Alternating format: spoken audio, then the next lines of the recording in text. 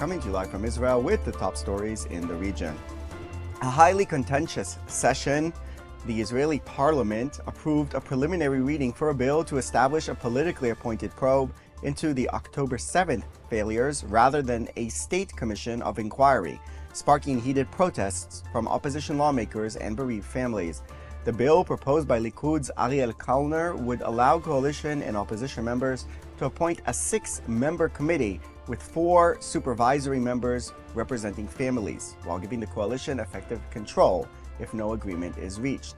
Bereaved families protested in the gallery, demanding answers on security failures and warned the proposed inquiry amounts to a whitewash, a disrespect to the fallen, and a danger to Israeli democracy. Israeli Diaspora Affairs Minister Amichai Shikli called on Wednesday for a full investigation into the Qatargate affair involving alleged ties between Prime Minister Benjamin Netanyahu's office and the Qatari government. Shikli, the first government minister to call for such a probe, described the revelations as shocking and said the matter needs to be fully examined. It is one of a series of remarks by lawmakers after new information emerged, such as Eli Feldstein, a former Netanyahu spokesperson, claiming the prime minister was personally behind the leak of a classified Israeli army document to German tabloid Bild, and that he knew of and approved the publication. Feldstein said Netanyahu expressed satisfaction after the leak, thanking him and calling it very important. And joining us now to break all of this down is Ariel Kahana, a veteran Israeli journalist. Thank you, Ariel, for being with us here today. So a couple big stories here, internal turmoil in the Israeli political system, as always. Starting with this latest in advancing the commission for October 7th. This has been something that's been talked about for a while, that there is, the government wants the commission to remain sort of like an internally government commission as opposed to a state inquiry, which is what a lot of the people want in order to make sure indeed that the people responsible are not, let's say, twisting some of the facts in the inquiry to protect their own political positions. What do you make of this latest development? Hi, Alex. Good to be with you. So I would say is that actually both committees or both options are by the state. I mean, if the Knesset will approve this kind of committee to investigate what happened before October 7th, you know, it's by the state and it's going to be legal, and no one can say it's worse or better than other kinds of committees. The point is that the atmosphere in Israel, and especially in the political arena and in the judicial arena, etc., is the mistrust. The mistrust is so strong in both sides of the political sides, is that actually it doesn't matter what kind of a committee you're going to have, the other side will not believe. So to me, I don't see how we could have any kind of organizations that will really check what happened, although everybody wants to know what happened and how come Israel was, falling into that trap by Hamas so deeply. But I'm not sure that at any point of time we will really know what happens there, because again, one side doesn't trust the other, and that's where the war will start. Right. But when you say everyone wants to know what happened, maybe there are some people who don't want to reveal what happened because they might be personally let's say, implicated in some type of negligence or not doing enough really to prevent this failure. And that's sort of what some of the critics are saying regarding these developments. Well, you can say that again about both sides. I mean, let's be specific. The Prime Minister and his supporters are saying that all the judicial branch, Supreme Court, which did get involved in some aspects in the security or the defense policy in the years before the war. So they say if you don't check, if you don't investigate what is a part of the judicial branch regarding the policy before the war, then you didn't investigate, you didn't check everyone. And of course, the others are saying, if you don't check the political side, if you don't check Netanyahu and the government and all the defense ministers, etc., then you didn't check everyone. So that's why I'm saying, whatever you're going to do, you're going to be criticized by the other side that you're not checking everyone. So and every side will say, oh, they don't want my kind of committee because they don't want to be checked themselves. So I can judge between those both sides who of them doesn't want to be checked? Maybe all of them, maybe none of them. I don't know. Netanyahu publicly is saying that he's ready to be questioned about everything. I can judge, his real intentions. I can judge Yitzhak Amit, the Supreme Court president, his intentions. I don't know. What I do know is that the way I see this stuff, I don't see how we're really going to know what happened on October 7th. And to me, at least, it's very sad. Right. It's definitely the danger of it becoming very partisan, whatever the mechanism is. Moving on to that other crucial subject, this Qatargate case that's been ongoing for some time now. And now some new information that has come to light regarding these allegations that Netanyahu's prime minister's office were basically making deals with Qatar during the war. Of course, there's a lot of discussion regarding Qatar's role. People saying that Israel should really designate Qatar as an enemy because of their Muslim Brotherhood affiliations instead of working with them as mediators. Although the Americans want Qatar as mediators, so it's a difficult thing for Israel to sort of balance. So where do you think the Qatargate case stands right now with these new revelations that have come to light? So, Alex, this scandal is really a big one. No question about that. I would try to cut, into the main problem that was exposed here, and that is that unfortunately, Qatar succeeded to have someone in the most close circles of the prime minister office. Prime minister, I would say first circle, and if not first circle, then second circle. I mean, this guy, Eli Feldstein, was connecting reporters to phone calls with the prime minister, and he did all that while being paid by another country, and not only another country, a hostile country, which is Qatar. Now, Qatar is not formally defined as an enemy, so it's legitimate to be in touch with her, and many Israelis, including very, very seniors, are and were in touch with Qatari officials, so it is legal. But again, the bottom line, that you have kind of agent, I would say, an agent which with a lot of influence, very close to the prime minister, which is almost every night putting very influential messages into most influential media outlets like Channel 12 and others with pro-Qatari messages. That's a very big problem. And the question now to me is, what did the prime minister know about all that? How come he reached a point that, again, his advisor was actually getting money by other country, which is Qatar? What did he know that's really a central issue, right? It's the payment, because as you mentioned, yes, Qatar is a hostile country, but so are, I don't know, the Palestinian Authority are also hostile in many ways, and Israel is in contact with them and talking to them, and Israel is talking to countries we don't have diplomatic relations with, probably. So it's really the issue of being paid, because once a person is being paid, then you know for certain a good chance that his intentions are not pure when dealing with that country. That's surely the crucial issue here. Yeah, that's my point. I mean, all the stuff of leaking the story to the Bild, the Sinwar papers, all the stuff is very interesting. But to me, the main question is, how come we reached a point that actually he was the prime minister spokesman?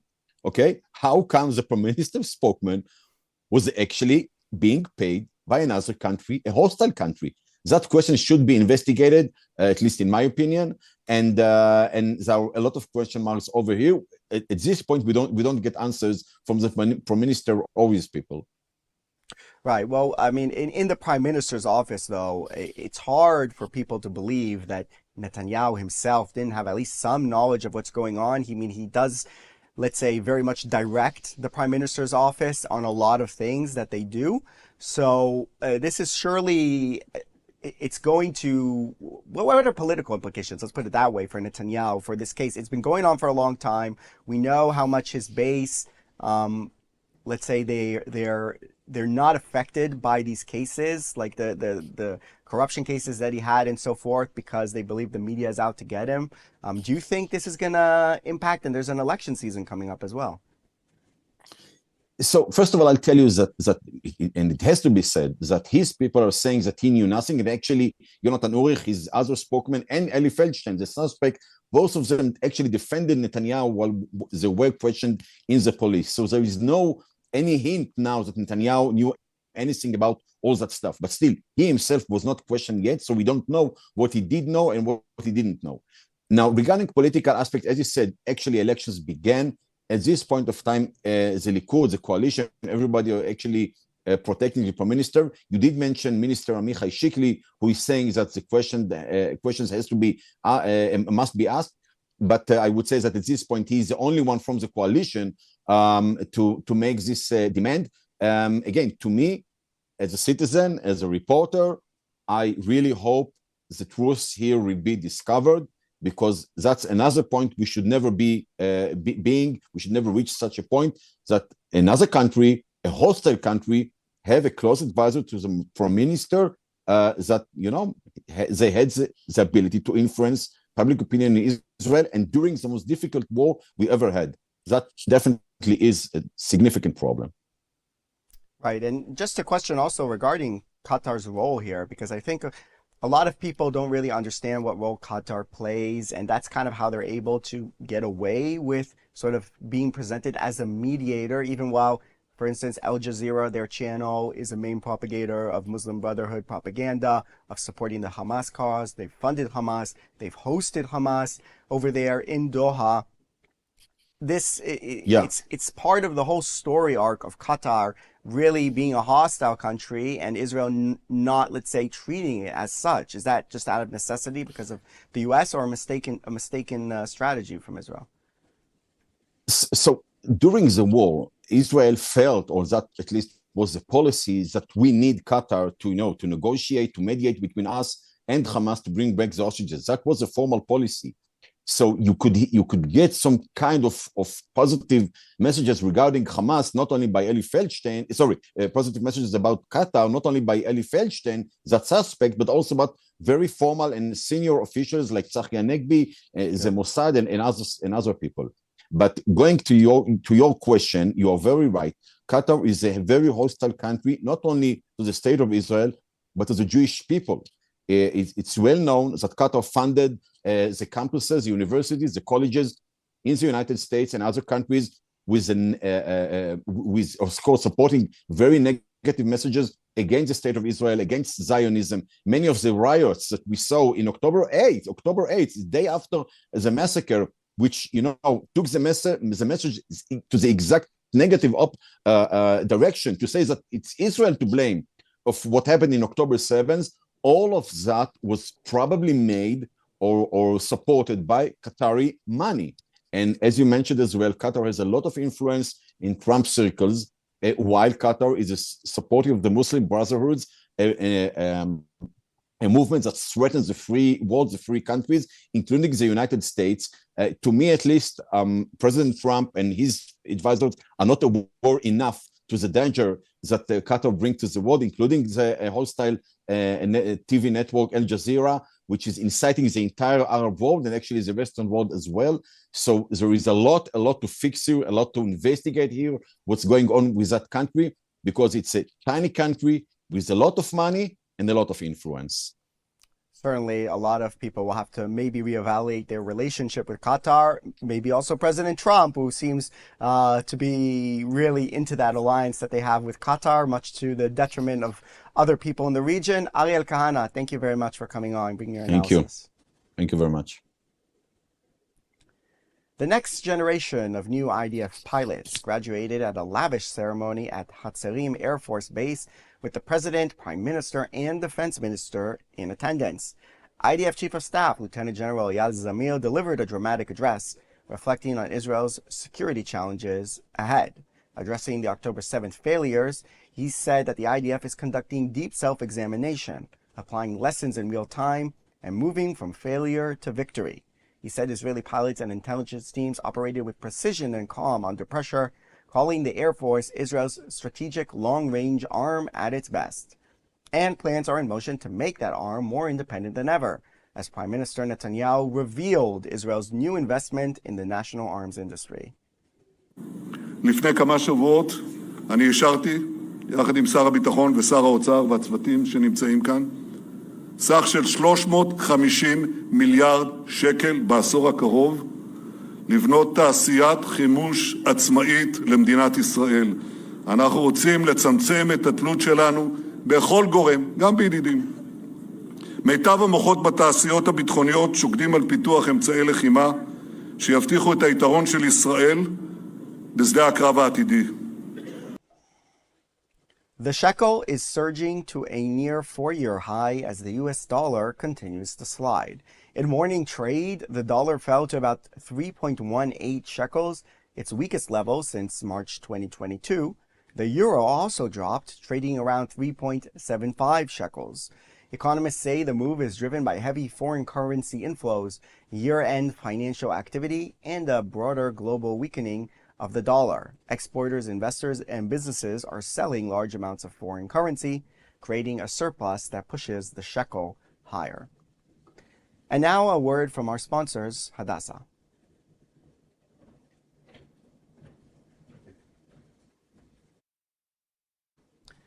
It's Christmas Day, and while the beloved holiday for millions around the world is celebrated by just a small minority in Israel, and Prime Minister Netanyahu delivered this Christmas message for Christians around the world. From Jerusalem, I send warm greetings to our Christian friends around the world. I wish you a Merry Christmas and a Happy New Year. From here, the Holy Land, Israel, the only country in the Middle East where the Christian community is thriving. Israel is the only country in the Middle East where Christians can practice their faith with full rights and in total freedom, where Christian pilgrims are embraced with open arms and are so deeply appreciated, where Christians can celebrate proudly their traditions and openly do so without any fear. And I ask you, know that Israel will always stand with you. And joining us now is Mark Feldman, CEO of Zion Tours in Jerusalem. Mark, thank you very much for coming on the show. My pleasure. So we heard Netanyahu there speaking, among other things, about Christian pilgrims coming to Israel. I was in Jerusalem yesterday, saw some of the Christmas celebrations. There were some people from abroad, but still not too many. It seems like the effects of the war, the negative effects of the war, are still being felt in the tourism industry. Look, it's still too early. Remember, the war just ended barely 2 months ago, and most of our Christian tourism and pilgrims plan their trips well in advance. We're getting a lot of requests for Easter. But what's been wonderful this Christmas is seeing what's going on in Manger Square in Bethlehem last night, seeing what's going on in Nazareth today, the Valley of Lights. You have a lot of people who enjoy celebrating Christmas, primarily Arab Christians, but you also have a lot of Israelis, a lot of Russians who remember how it was when they grew up in Russia. So it's a nice break from all of the terrible news we have here and massacres in Bondi and political things here. So people are embracing it. They may not be eating Chinese food like they would be in the diaspora, but they're going to see what's going on, and they're enjoying it. And it really so wonderful. We had the U.S. Armed Forces in Bethlehem celebrating. The American Embassy is in Nazareth today with a lot of U.S. military people. It's wonderful. It's been 2 years without celebrating Christmas. Keep in mind, the Christians, that Prime Minister Netanyahu spoke about are less than 2%. Their numbers are under 180,000. They've diminished so much. But this Christmas, we've got 40 or 50,000 tourists celebrating it, and it's great. It's joyous, it's safe, and they're embraced by Israelis left, right, and center. What would you say to Christians who want to come to Israel and experience that history? For example, in Jerusalem, a lot of these tours, they're types of pilgrimage tours to go to the sites, Church of the Holy Sepulchre and so forth, because there's a lot of information, or I would say disinformation online regarding safety, regarding how Christians are treated in Israel. What would you say to those people who are interested in coming here and seeing it for themselves? Look, come. The churches support us, the evangelical supporters. The U.S. ambassador, Michael Huckabee, is one of the greatest supporters we hear. His daughter is here leading a large delegation of Christians. So it's a very, very safe country for tourism, okay? And to see where Jesus was born, to see where he raised, to see where they believe he walked on water, we have it all. The only problem is, and this was alluded in your last report, is the dollar is incredibly weak. This will affect the prices for the tourists coming from Europe or Israel because Their foreign currency buys much less. But still, I can already tell you that come Easter, the numbers of Christians will double what we have for Christmas. They are here, and please God, the country will remain safe. And they are welcomed with open arms. It's something that most of us that live here enjoy seeing the Santa Claus. At the YMCA in Jerusalem, we see a giant Christmas tree. In the old city, it's lit up. So for us that live here that are not Christians, you sort of feel like you're a tourist in your own country. And that's a nice thing after 2 years of war. Yeah, definitely. I saw it myself with my own eyes. It was very nice to see. Also, it was interesting to see this blend of local Christians. So it could be Christians who are in Israel, even Palestinian Christians, or let's say Arab residents in Jerusalem, and Jews just enjoying the sights, enjoying the lights. Like you said, everyone was kind of mixing there. What do you make of the situation? You talked a bit about the Christian community in Israel. It's not very large. It's much smaller than the Muslim minority inside Israel, but they do very well in Israel. They're quite a successful minority. Some people call them the Jews of the Jewish state as a model minority. You know, they have a lot of doctors, lawyers, a lot of people with degrees, like very successful. What do you make of the status of Christians in the Holy Land, both in Israel and in the Palestinian areas? Look, again, you speak to Christian leaders and they feel threatened. They feel threatened to practice their religion openly, not by the Jews, but by the Palestinians. Bethlehem, which used to have a majority of Christians, is a small minority in Bethlehem. They've been pushed out. They've left the country. And there's a lot of anger among the Christians that they've lost their ability to live successfully here. We don't have the Christian leaders that we do, and it's a problem. They become a minority in cities like Bethlehem, okay? In Nazareth, there's still a strong thing, but we need to cultivate the Christians. We need to encourage them to live here, to study here in larger numbers, and to let them understand that they have a role in the Holy Land. Their history here is entwined with our history. We want them, we need them, and we want to do everything we can to support them in this country. Right, and we saw that address there by Netanyahu, basically wishing Merry Christmas to people around the world, but he also definitely inserted a very political message into there, as he is wont to do, saying, look, here in Israel, Christians are thriving in all the surrounding places or far-off places like Nigeria, they're suffering. Do you think that's the right way to go about it? Do you think maybe just a Merry Christmas and that's it would have sufficed? Or do you think people need to know sort of the situation that Christians are going through in the Middle East in particular? Look, my point of view from a tourism point of view and speaking with the hotels and the tour guides, we want the Christian pilgrims to come back. We want the hotels filled. We enjoy it, okay?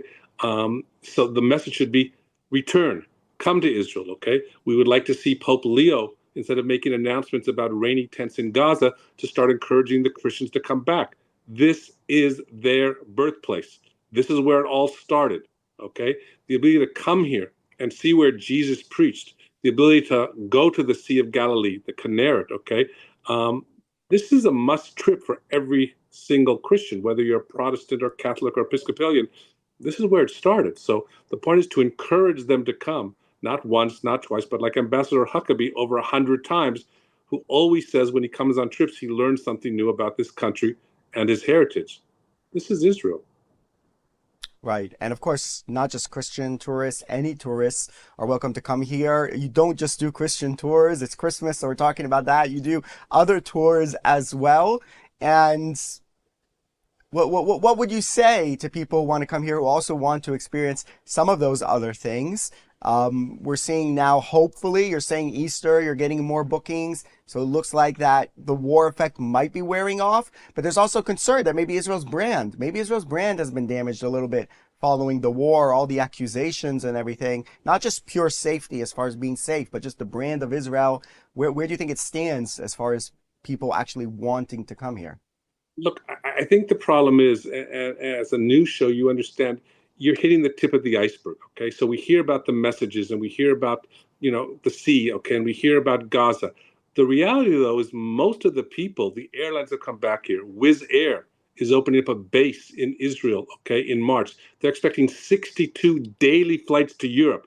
In other words, those 62 flights will not be filled by Israelis going to Europe. It'll be filled by Europeans coming to Israel. So we're at a position now where we are marketing the country very strongly, and people are starting to come back. It will be an incredibly strong 2026 if the status quo that we have today on Christmas Day remains. People want to come back. They enjoy Israel. They enjoy the cuisine. They enjoy the people. They enjoy the beaches of Tel Aviv. They enjoy Jerusalem. So we have a lot to offer, and we're starting to see an incredible inflow of requests for tourism to come here, political, religious, social. So it should be a really, really good year for incoming tourism to our country. Well, it's certainly something that a lot of people will be hoping for. Was the economy a big part of the economy here? You mentioned the beach in Tel Aviv. I can say you can even go to the beach now in the end of December on certain days when it's hot enough. So that's a beautiful thing. You mentioned the flights there, Wizz Air, low-cost airlines coming. That's a problem, I would say, for the tourism in Israel. Because you go in Europe, you have these low-cost airlines, Ryanair, Wizz Air, that you can fly $20 across the continent. And it's hard to find cheap flights coming into Israel. Do you think cheap flights or doing something to get those low-cost airlines to come to Israel will revolutionize, really, the tourism industry potentially? I don't want to use the word revolutionize. It will make it more affordable, okay? We know that the prices to Europe have dropped over 100% since last February and March, okay? Less so from the United States, but definitely from Europe. And the Wizz Airs and the airlines that have come back are lowering their fares dramatically. No, it's not going to be the same if I'm in Italy and I want to go to France. We know that isn't, okay? And we know the cost of living in this country is quite high compared to Greece or Cyprus or other Mediterranean countries. But there is a market for Israel. There is a market to bring these people back into the country. Right after COVID, okay, we had that 9-month window where tourism prospered here beyond numbers never we ever mentioned. It will come back. Yes, the brand of Israel is severely affected. Yes, we have a lot more haters. We have a lot more people that are branding that anti-Semitic tool across their paint. But it's not affecting most people. The numbers that are coming here and the hotels that are talking about coming here in March and April and May and June are phenomenal. Jews and Christians and also Arabs. Right? Arabs from where? We've got a lot of people coming from the Emirates, from the UAE, looking for business investments here.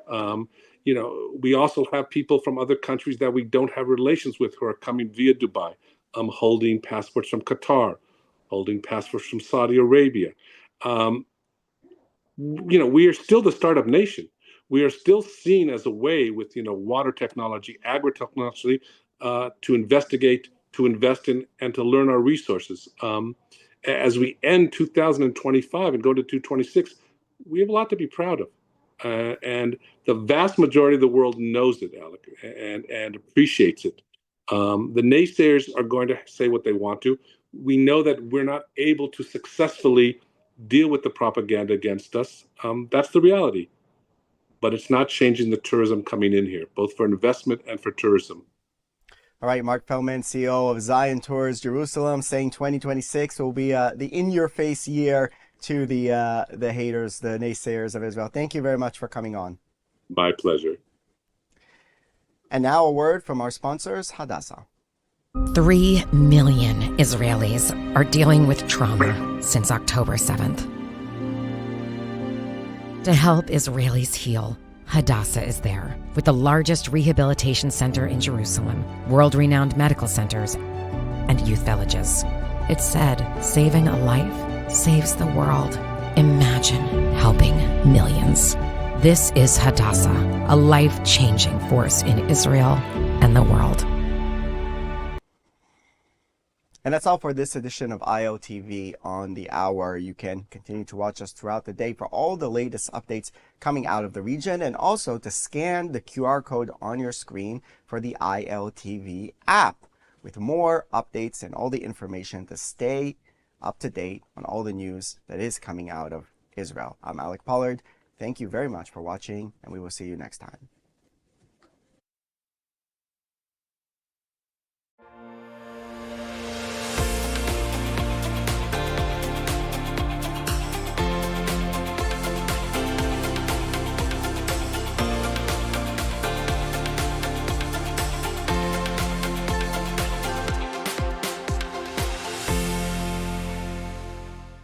3 million Israelis are dealing with trauma since October 7th. To help Israelis heal, Hadassah is there, with the largest rehabilitation center in Jerusalem, world-renowned medical centers, and youth villages. It's said, saving a life saves the world. Imagine helping millions. This is Hadassah, a life-changing force in Israel and the world. When you buy from Blessed by Israel, you're not just shopping, you're standing with the families of Israel's heartland. Every bottle of delicious olive oil, handcrafted necklace, or jar of honey carries the spirit of Judea and Samaria. These, along with many more products, are the tastes, scents, and stories of the Promised Land, made by people rebuilding our biblical homeland every day. Shop now at blessedbyisrael.com and use ILTV's special code BLESSISRAEL for 10% off on your first order.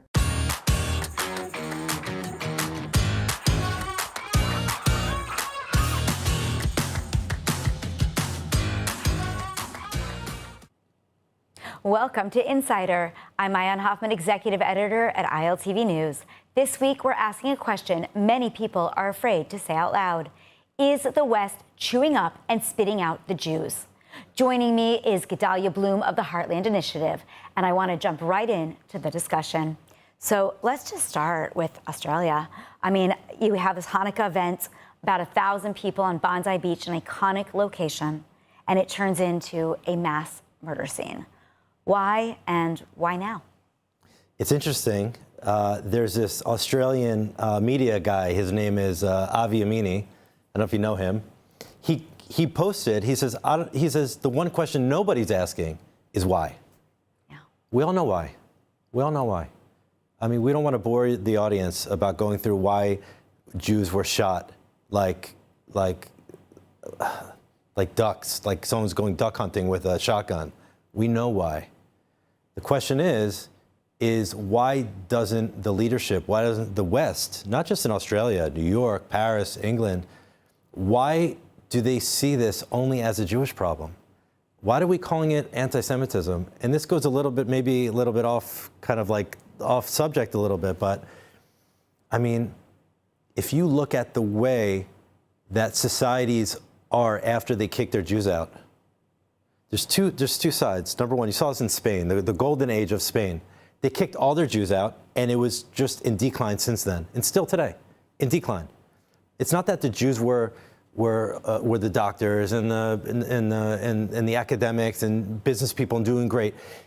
That's a big loss that they had when they kicked everybody out. But on the other side, the culture who would allow Jews to be kicked out are the ones that are now going to be in charge. How could a society actually thrive and be successful if that's the kind of culture that you have? So I think the biggest question is, how are Australians, how is the leadership not seeing that this is like it is? It's the canary in the coal mine, that it's not a Jewish problem. It's the writing on the wall. I mean, actually, just last week on Insider, I hosted Dr. Einat Wilf, who I'm sure you're familiar with, and I started out, by asking her some similar questions.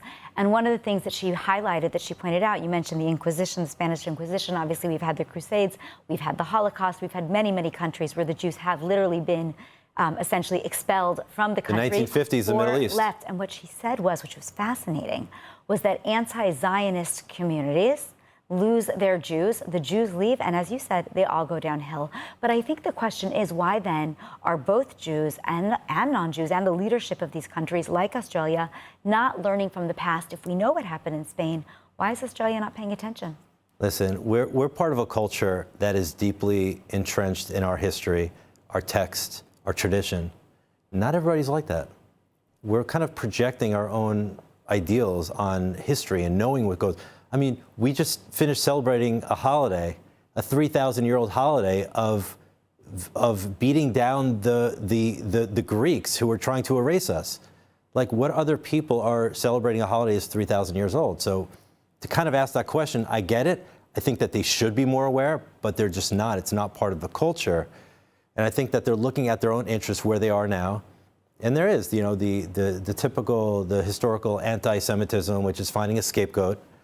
And then there's also now there's a new modern day angle, which is the jihad. Right. And so we're dealing with these two different angles where, okay, Jews killed Jesus, and now we're the infidels, right? And they're both working together right now until maybe we're not in the picture, and then they go after each other, and then we know who's going to win.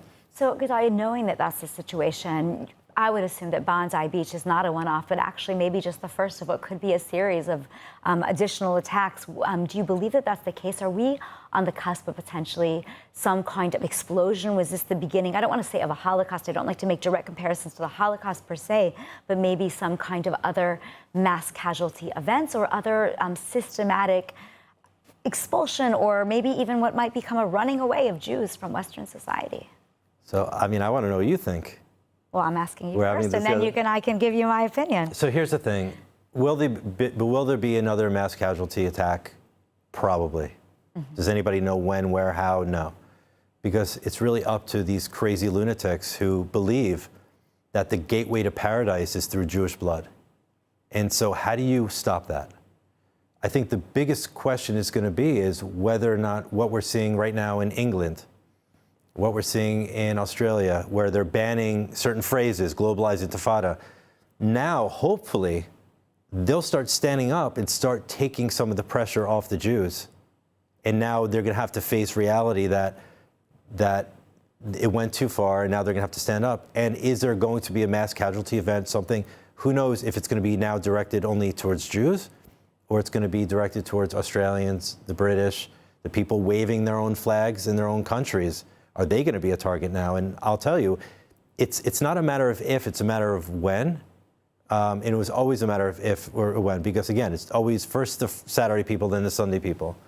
Well, and Gedalia, I hate to interrupt you, but I would actually argue that there's already been enough attacks by Muslims against the Sunday people systematically. I think it's 2017, 2018, 2021. There were attacks, both ramming attacks and shooting attacks at Christmas markets throughout the world, right? That took place in Germany. I think one took place maybe in France, if I'm remembering correctly. And we've seen attacks against the Sunday people as well. And just this week, we had the Turning Point Conference in the United States, and one of the core thrusts, the people standing there giving speeches, was this idea of taking back our values, Judeo-Christian values, in fact, that we've lost. This isn't just about Muslim extremism, even though, as you said, that's a new form or a new side to the anti-Semitism. This is also about wokeism and about really extremism on either side. You know, and whenever there is extremism in a society, it starts with the Saturday people and goes to the Sunday people, or in some ways, you know, both of them are at the same time. Well, I don't think it's political. I think it's cultural. I think it has to do with the deeply rooted, when you say Judean Christian values, like what are we about? And I think overall, this is what Western civilization is built upon, and this is why Western civilization is in decline, is because we have been hijacked by tolerance, essentially, by our own tolerance, where we're tolerant towards everything without any red lines. And those people who are coming in that we're tolerant for are seeking to undermine our own system. So it's what Gad Saad calls, what is it called, the cultural suicide or empathetic suicide or something. And this is what it is. And I think that when you see this woke left and they see the enemy is Western civilization, because Judean Christian values based on Western civilization doesn't give them a place in that society. They become fringe. No, they want to be normalized, but there's no way to be normalized. So we have to get rid of the whole system and replace it. So the woke left can't do it on their own. So who do they align with? They align with the far right extremists. They align with the jihadis, the Marxists, the communists, and whoever, the isms, the socialists. And they're all saying, listen, we all hate Western civilization. Let's all upend it together, not knowing that who's going to come out on top. This is like king of the mountain at the end of the day. And the jihad is always going to win if we're all fighting this way. How did this happen? How did anti-Semitism, anti-Western civilization move from what used to be the fringes of society to the mainstream? How did it become acceptable? I mean, I'm not a philosopher or a psychiatrist. I'm just Gedalia Blum. I'm just a guy with 2 eyes, 2 ears, and a mouth, 2 hands. And what I'll say is this: I think that a society that doesn't have purpose, a society that has lived in a life of the golden age, where everything is given to them, there was no struggle, where everybody gets a trophy, right? This is like the worst thing. I tell my kids, if you get a fourth place trophy or lower, throw it out, because I want you to feel pain when you lose. That's how you win. That's how you turn around the next day saying, I don't want to feel that pain anymore. I want to win. We created a society, the Western society, where everybody gets a trophy. And when you have everybody gets a trophy, there's no purpose, there's no drive. But you're still sitting there, and intrinsically as a person, you have this desire to do something. So you get hijacked by people who are very smart and are using you as a useful idiot. The jihadis, the anti-Israel, the propaganda, the Palestinians, the woke left, the lesbians for Palestine. It becomes this social cohesiveness where it's not about the issue. They don't care about Palestinians. They care about this virtual signaling that I'm on the street with a keffiyeh, with a sign that says globalized intifada, even though I have no idea what it means, but at least I'm part of something. I feel like I'm part of a fight. And I think that's what it is. It's like it's a whole society that failed a generation that didn't let them lose. So in your estimation, this isn't about Israel at all? No, it's not about Israel. It's never about Israel. It's not about Israel. It's about upending. It's about this, which is I heard really nicely in a film.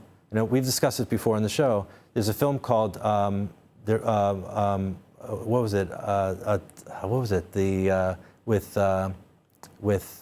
With Osman, Rowan Osman. Oh, Rowan Osman. Yeah, she was just in today. I met with her.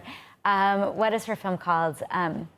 Gosh, it's also eluding me. Tragic Awakening. Thank you. Okay, Tragic Awakening. And the emphasis, the whole thing is about anti-Semitism. But what they really break it down to, they say, listen, when Moses went on Mount Sinai to receive the Torah and this new law, it wasn't like it was a new world order. It was a challenge on all the levers of power that existed in the world. When God and his servant were equal in the eyes of God, right? Where a king and his servant were equal in the eyes of God, that goes against the powers to be that still exists today. So there's still a spiritual struggle against this new world order that was brought in. And so I think that's what it's really about. And who are they going after? They're going after Jews. Why? Because we're the ones that first received this new world order. Even Hezbollah, during the Second Lebanon War, Nasrallah was saying, we need to kill the Jews to take God out of the world. This is like it's a very spiritual fight against us. Western civilization is really not in that space to really adapt the understanding that we're actually fighting a religious war. Well, and Jews are the light unto the nation, or the ethical people, and probably reflecting those values. If you're trying to get away from them, then it's not just even about what's written in those, specific Bible, but actually the carrying out of what it says in the Bible. Well, I mean, a lot of us Jews were not really going along with the Bible, but it's something deeper, I think. Deeper. It's something.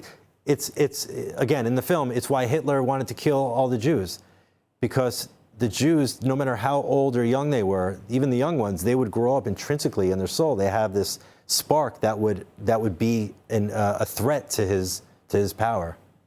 So, thinking about that, again, I don't like to compare directly to the Holocaust, but I have been hearing a lot of people say that we're on the verge of something similar to what it was like. I mean, if you look back to how the actual final solution happened, it didn't happen overnight, right? It took about 10 years from when Hitler was put into power. Racism and bigotry started. We had the Nuremberg laws, Kristallnacht, until finally about 10 years later, in 1943, we had the plan for the final solution of the Jews. So are we missing the boat? I mean, Jews, I was in Australia for 3 weeks, literally arrived back the day before this massive terror attack. And I interviewed dozens and dozens of Jews there who had experienced 2 years of anti-Semitism, and asked them, do you want to leave? Do you feel that this is a just against the Jews? Is this a sign of the society? Do you have optimism that things could change?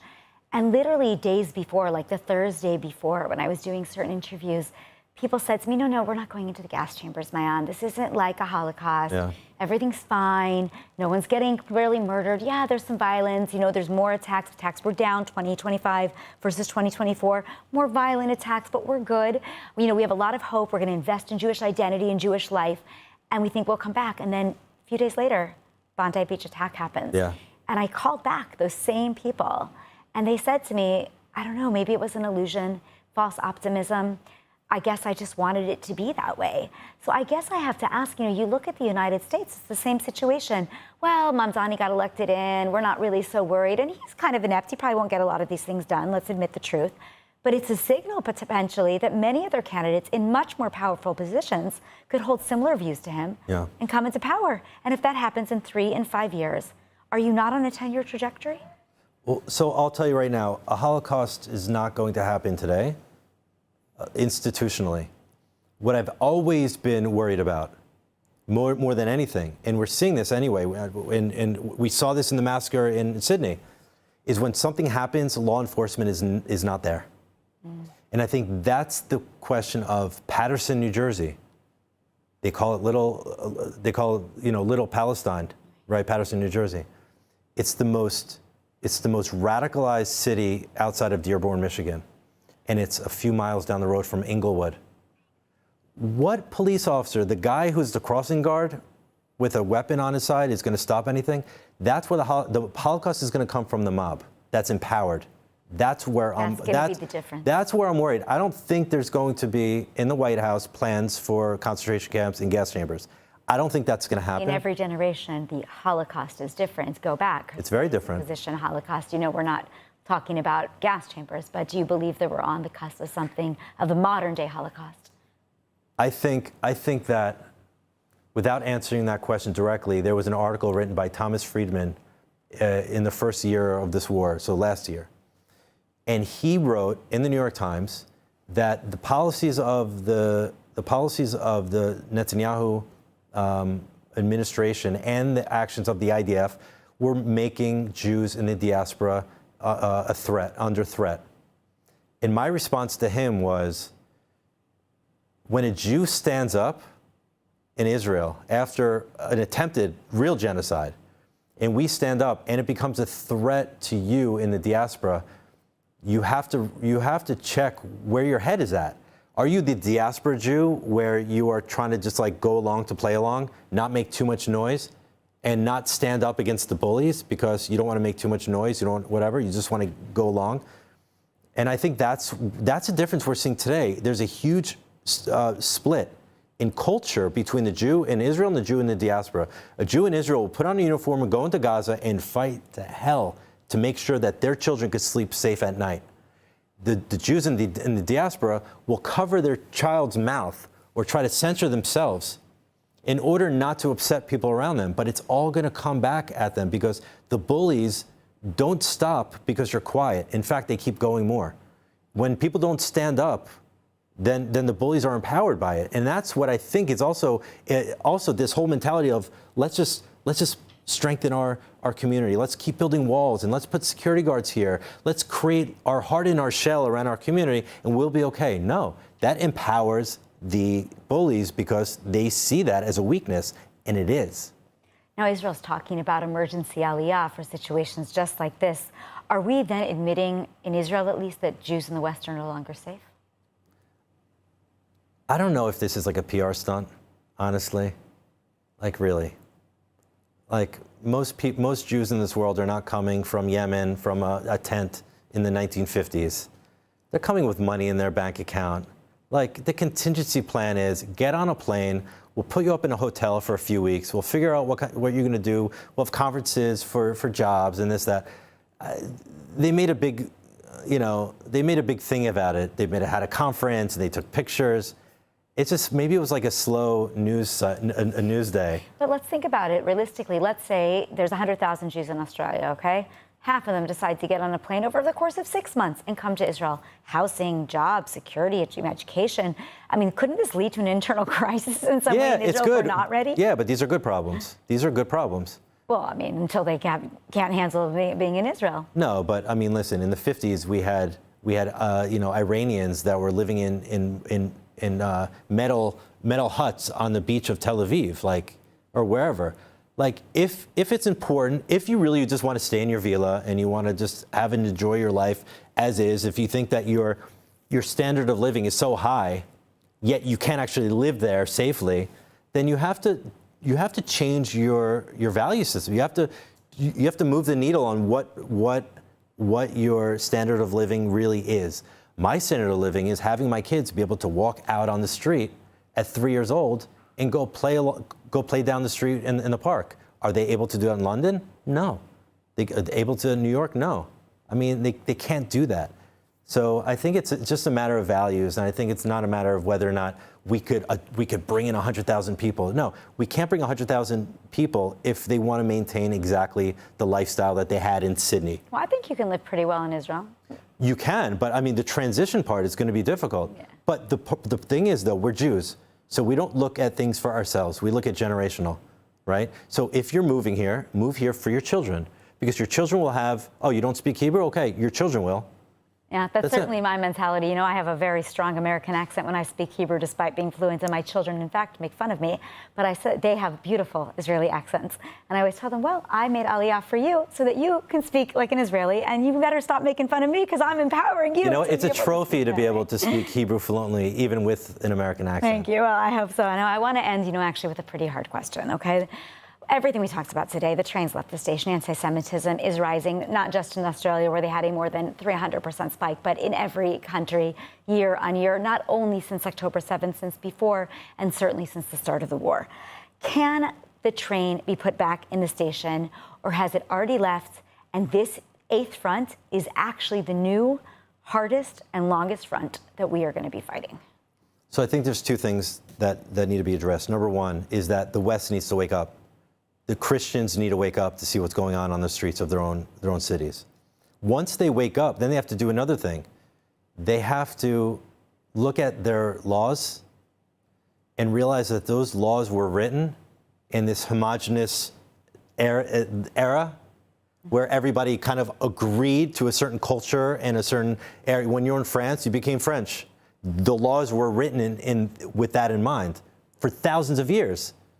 We're not living that era anymore. They have to go against their own laws. They can't be on this soapbox of liberal democracy and everybody's free and equal. Again, it goes back to being hijacked by tolerance. You can't be tolerant to the people that you bring in that are not respective of your laws, that are having grooming gangs, that are going out on the streets and inciting murder and violence. That is not free speech. And I think that these people need to realize, and you're starting to see this in Germany, you're starting to see this even in France, that the police are taking clubs to the heads of these protesters. And I think that, and you're seeing with the rise of Tommy Robinson, like him or hate him, whatever you want to do, his voice is a voice of millions of people in Great Britain who want their country back. And I think that it comes down to the fact, are they willing to go against their own set of laws and values that they've had, that they held on so tight, in order to be able to fix the problem? Because it's not going to be able to be fixed under the current framework of the law. Yeah, I think that goes without question. We are starting to see some initiatives pop up, certainly in Washington, D.C., the new Judeo-Christian Zionist Congress, and, riling up millions and millions of Christians to work together to hopefully be able to combat this, not in terms of theology, but actually in terms of exactly what you're saying, security, Western values, and policy. Now, unfortunately, we are out of time tonight, and I really want to thank you, Gazalia, for being here, and of course, all the audience for joining us today. If you found the discussion valuable, please check out the ILTV podcast as well on YouTube, Spotify, or wherever you get your podcasts for more in-depth interviews. I'm Ayan Hoffman. Thanks for watching, and we'll see you next time.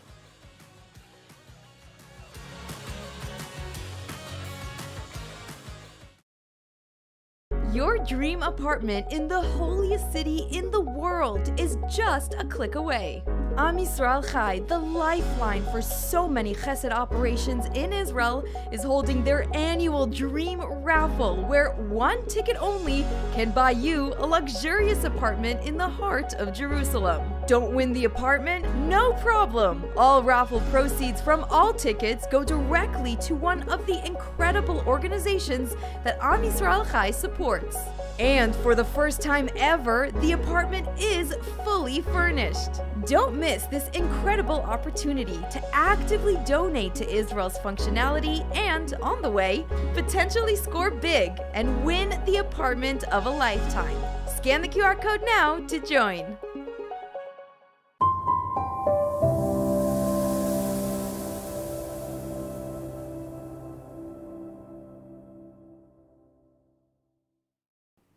And the government has formally announced the establishment of 11 new settlements in Judea and Samaria. The move also recognizes 8 existing outposts and neighborhoods as official settlements. More on this from ILTV's Alec Pollard. The decision, approved by the Security Cabinet, was proposed by Defense Minister Israel Katz and Finance Minister Bezalel Smotrich. About half of the outposts are located deep inside Judea and Samaria, while the others are dispersed along the green line that separates the territory from Israel, some of which have existed for decades without government recognition. 2 of the newly recognized settlements, Ganim and Kadim, were evacuated during the 2005 disengagement and are now being returned to the settlement map. Smotrich said the decision is aimed at preventing the establishment of a Palestinian state and strengthening Israeli presence in Judea and Samaria. The international community, with the exception of the United States under President Donald Trump, considers settlements illegal under international law, a position Israel rejects, citing historic ties and security needs. Critics say the move could further escalate tensions as the United Nations reports settlement expansion is at its highest level in years. With the latest approval, the government has legalized 69 new settlements since it took office at the end of 2022. Before that, virtually no new settlements have been approved or outposts legalized since the late 1990s. The approval increases the number of settlements in the West Bank by nearly 50%, from 141 in 2022 to 210 after the current round of authorizations. More than 550,000 Israelis wake up every morning in Judea and Samaria, not as symbols or headlines, but as families trying to live normal lives in the heart of the Jewish homeland. While international attention often focuses on settler violence, residents and data tell a far more complex story. Judea and Samaria is the biblical heartland of the Jewish people, home to ancient sites, vineyards, farms, and tight-knit communities. Today, more than 500,000 Israelis live here, raising families, working the land, and preserving Jewish heritage in places far older than the modern state of Israel. For many residents, daily life looks nothing like in the headlines. No, not at all. I love it here. I feel like it's a very out-of-town vibe, a lot of nature with beautiful views, animals. We have donkeys and sheep, and you can see vineyards from everywhere. It's quiet, very slow-paced life, very calm, relaxed. Kids are playing outside all the time. Also very simple. People here are much more simple, much more easygoing, relaxed. She says the image portrayed abroad feels disconnected from reality. Sometimes I sit with my friends in the park. I'm like, are we living in the same place? Like, it's a very big dissonance between what you hear on the news and what you see, what you feel like around you. For families who have lived here for generations, that sense of calm runs deep. I'm not afraid. I actually more afraid when I'm going out or like traveling the city. Recent reports have highlighted a surge in so-called settler violence, but Regavim, which tracks land use and security incidents, says the picture is being distorted. Many of the incidents are actually acts of self-defense. Even the anti-Israel sources admit that there has been an uptick in violence against Jews. Khan acknowledges that violence exists, but stresses it involves a tiny fringe. There is violence in the Jewish community. It is an extremely small percentage, and it is an extremely fringe element. The number of incidents of Jewish nationalist crime is minuscule. She says the narrative itself has become part of a broader political battle, and she called on Israel supporters and Zionists to help Regavim set the record straight. This is part of a larger effort to delegitimize the Jewish presence in Judea and Samaria. But for the people who live in the biblical heartland, the message is simpler. Just want to live, just want to be happy and calm and raise our kids. That's it. To learn more about Regavim, scan the QR code on your screen to visit their website and sign up for the Regavim newsletter. As we move forward here at ILTV, we're not just delivering the news, we're carrying out a mission. Every day we work to strengthen Israel's global voice and stand firm for Zionism with factual pro-Israel reporting. By subscribing to our app, you're joining us as a partner in this mission, and you'll get access to our new 24/7 channel with live broadcasts at the top of every hour. Scan the QR code on your screen to subscribe now.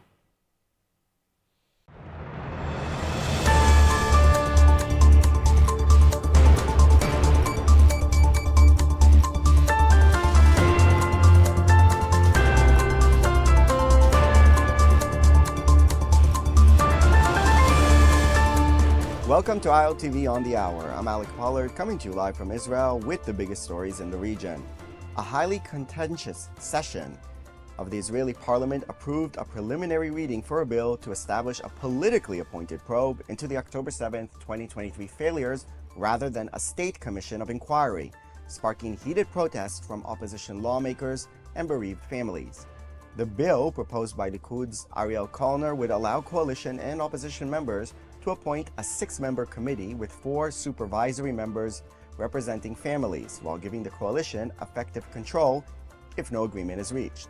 Bereaved families protested in the gallery, demanding answers on security failures, and warned the proposed inquiry amounts to a whitewash, a disrespect to the fallen, and a danger to Israeli democracy. Israeli Diaspora Affairs Minister Amichai Shikli called on Wednesday for a full investigation into the Qatargate affair, involving alleged ties between Prime Minister Benjamin Netanyahu's office and the Qatari government. Shikli, the first government minister to call for such a probe, described the revelations as shocking and said the matter needs to be fully examined. It is one of a series of remarks by lawmakers after Eli Feldstein, a former Netanyahu spokesperson, claimed the prime minister was personally behind the leak of a classified Israeli army document to German tabloid Bild and that he knew of and approved the publication. Feldstein said Netanyahu expressed satisfaction after the leak, thanking him and calling it very important. The next generation of new IDF pilots graduated at a lavish ceremony at Hatzarim Air Force Base, with the President, Prime Minister, and Defense Minister in attendance. IDF Chief of Staff, Lieutenant General Eyal Zamir, delivered a dramatic address reflecting on Israel's security challenges ahead. Addressing the October 7th failures, the Chief of Staff said the IDF is conducting deep self-examination, applying lessons in real time, and moving from failure to victory. He said Israeli pilots and intelligence teams operated with precision and calm under pressure, calling the Air Force Israel's strategic long-range arm at its best. And plans are in motion to make that arm more independent than ever, as Prime Minister Netanyahu revealed Israel's new investment in the national arms industry. לפני כמה שבועות אני אישרתי, יחד עם שר הביטחון ושר האוצר והצוותים שנמצאים כאן, סך של 350 מיליארד שקל בעשור הקרוב, לבנות תעשיית חימוש עצמאית למדינת ישראל. אנחנו רוצים לצמצם את התלות שלנו בכל גורם, גם בידידים. מיטב המוחות בתעשיות הביטחוניות שוקדים על פיתוח אמצעי לחימה שיבטיחו את היתרון של ישראל בשדה הקרב העתידי. The Israeli shekel is surging to a near 4-year high as the US dollar continues to slide. In morning trading, the dollar fell to about 3.18 shekels, its weakest level since March 2022. The euro also dropped, trading around 3.75 shekels. Economists say the move is driven by heavy foreign currency inflows, year-end financial activity, and a broader global weakening of the dollar. Exporters, investors, and businesses are selling large amounts of foreign currency, creating a surplus that pushes the shekel higher. It's Christmas Day, and Prime Minister Benjamin Netanyahu issued this message from the Prime Minister's office, titled "To All of Our Christian Friends." Here is our portions of his holiday greeting from Jerusalem. From Jerusalem, I send warm greetings to our Christian friends around the world. I wish you a Merry Christmas and a Happy New Year. From here, the Holy Land, Israel, the only country in the Middle East where the Christian community is thriving. Israel is the only country in the Middle East where Christians can practice their faith with full rights and in total freedom, where Christian pilgrims are embraced with open arms and are so deeply appreciated, where Christians can celebrate proudly their traditions and openly do so without any fear. And I ask you, know that Israel will always stand with you. Stay with us throughout the day for our next edition of ILTV on the Hour. We'll be here as events continue to unfold. You can also scan the ILTV app on your screen for further updates of ILTV. That's all for this edition. Thanks for watching.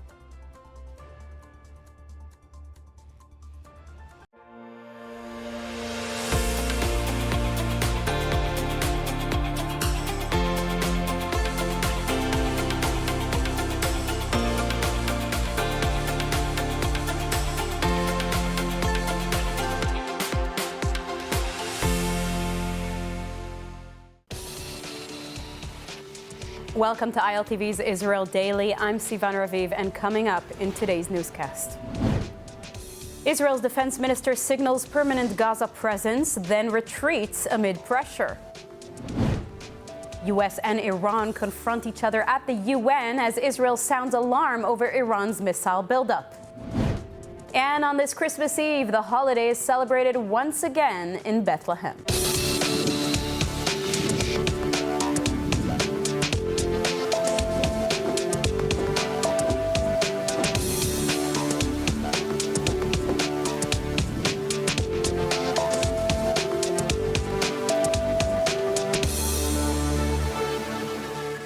Hello.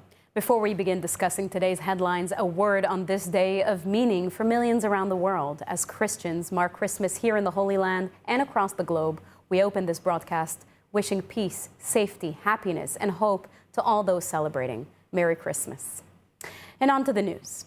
Israeli Defense Minister Israel Katz sparked political controversy after saying Israel would never leave Gaza and would resume settlements in the enclave's north, only to walk back his comments hours later. The comments by Katz come as the Trump administration steps up pressure to move toward phase 2 of the Gaza ceasefire. Israeli security officials see a growing gap between diplomatic expectations and reality on the ground. We get more on this from ILTV's Devo Klein. Speaking at a settlement event in Beit El, Katz said Israel would eventually re-establish Jewish communities in northern Gaza and that Israel was, quote, here to stay. The remarks were the strongest public endorsement yet by a senior official of reversing the 2005 disengagement. The comments directly contradicted positions stated by Prime Minister Netanyahu and U.S. President Donald Trump, whose Gaza plan explicitly rules out Israeli occupation or settlement of the territory. Hours later, Katz's office declared that the government has no intention of establishing settlements in Gaza and that his remarks were made in a security context only. אנחנו נמצאים בתוך עזה עמוק ולעולם לא נצא מכל עזה, לא יהיה דבר כזה. אנחנו נמצאים שם כדי להגן, כדי למנוע את מה שקרה. סומכים, אמרנו, על צור ישראל ועל צבא הגנה לישראל, וצה"ל חוצץ ויחצוץ בין אויבים ג'יהאדיסטים מהסוג הזה לבין היישובים שלנו והתושבים.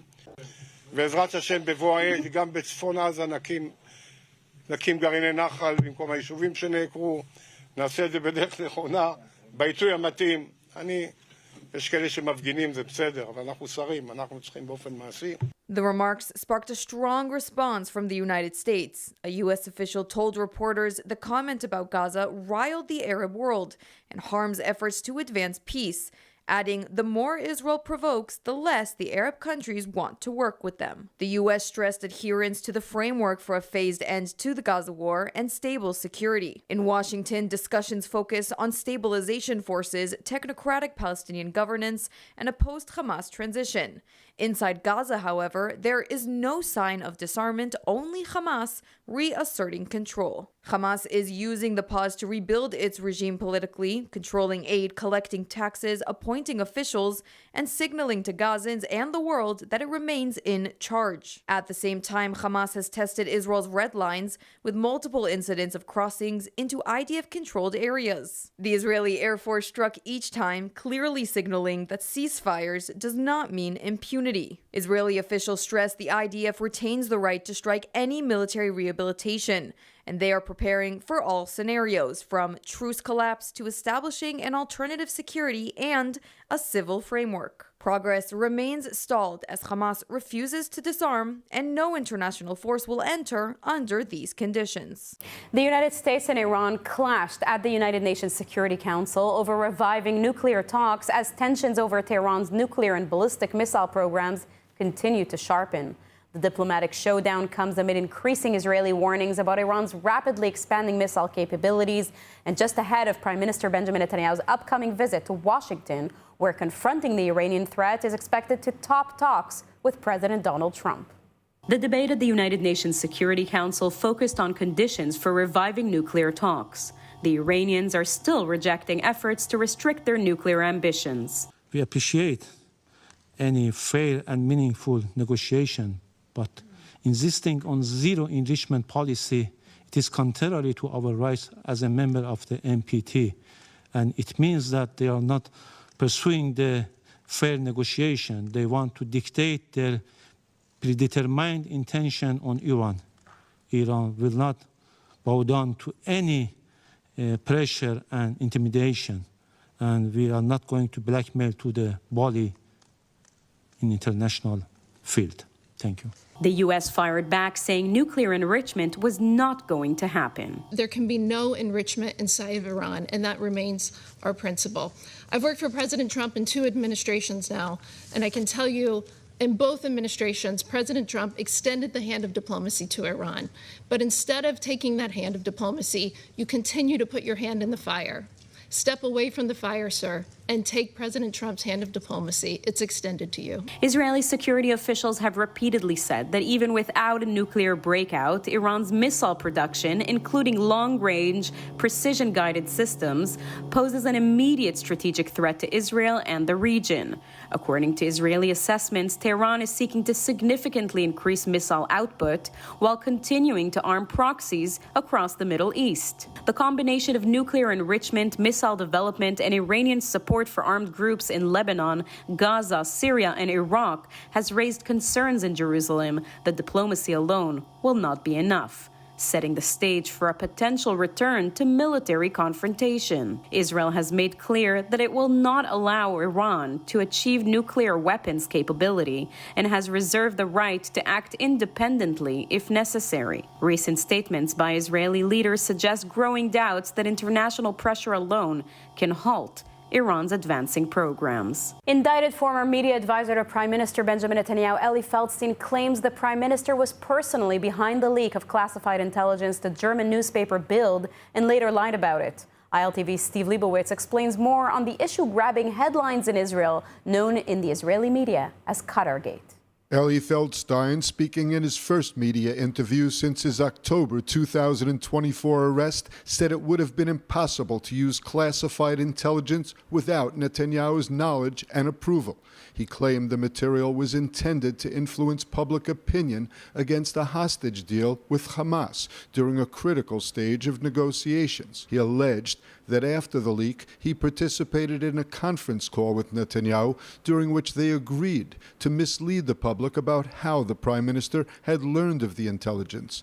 Netanyahu later denied any involvement. According to Feldstein, Netanyahu's chief of staff, Tzachi Braverman, knew of the investigation months before it became public and told him it could be stopped. Feldstein also claimed that even before the Bild affair, Netanyahu directed his team to limit media discussion of his role in failures surrounding Hamas's October 7, 2023 attack. Braverman strongly denied the claims, saying he had no authority over investigations and learned of the case only through media reports. Netanyahu's office also rejected the allegations, insisting the prime minister never authorized any illegal leak, and accused Feldstein of trying to shift responsibility as he faces potential life sentence for handling classified intelligence. The wider Qatargate scandal alleges that senior Netanyahu aides acted as paid lobbyists for Qatar while serving in the prime minister's office during the war with Hamas, even as Israel fought to liberate hostages. Reports suggest the staffers may have fabricated or manipulated information and worked with a pro-Netanyahu journalist to shape media coverage favorable to Qatar. Opposition leaders say these actions harmed national security, undermined the IDF, and eroded public trust. Former Prime Minister Naftali Bennett called on Netanyahu to resign, describing the affair as the most serious act of treason in Israeli history.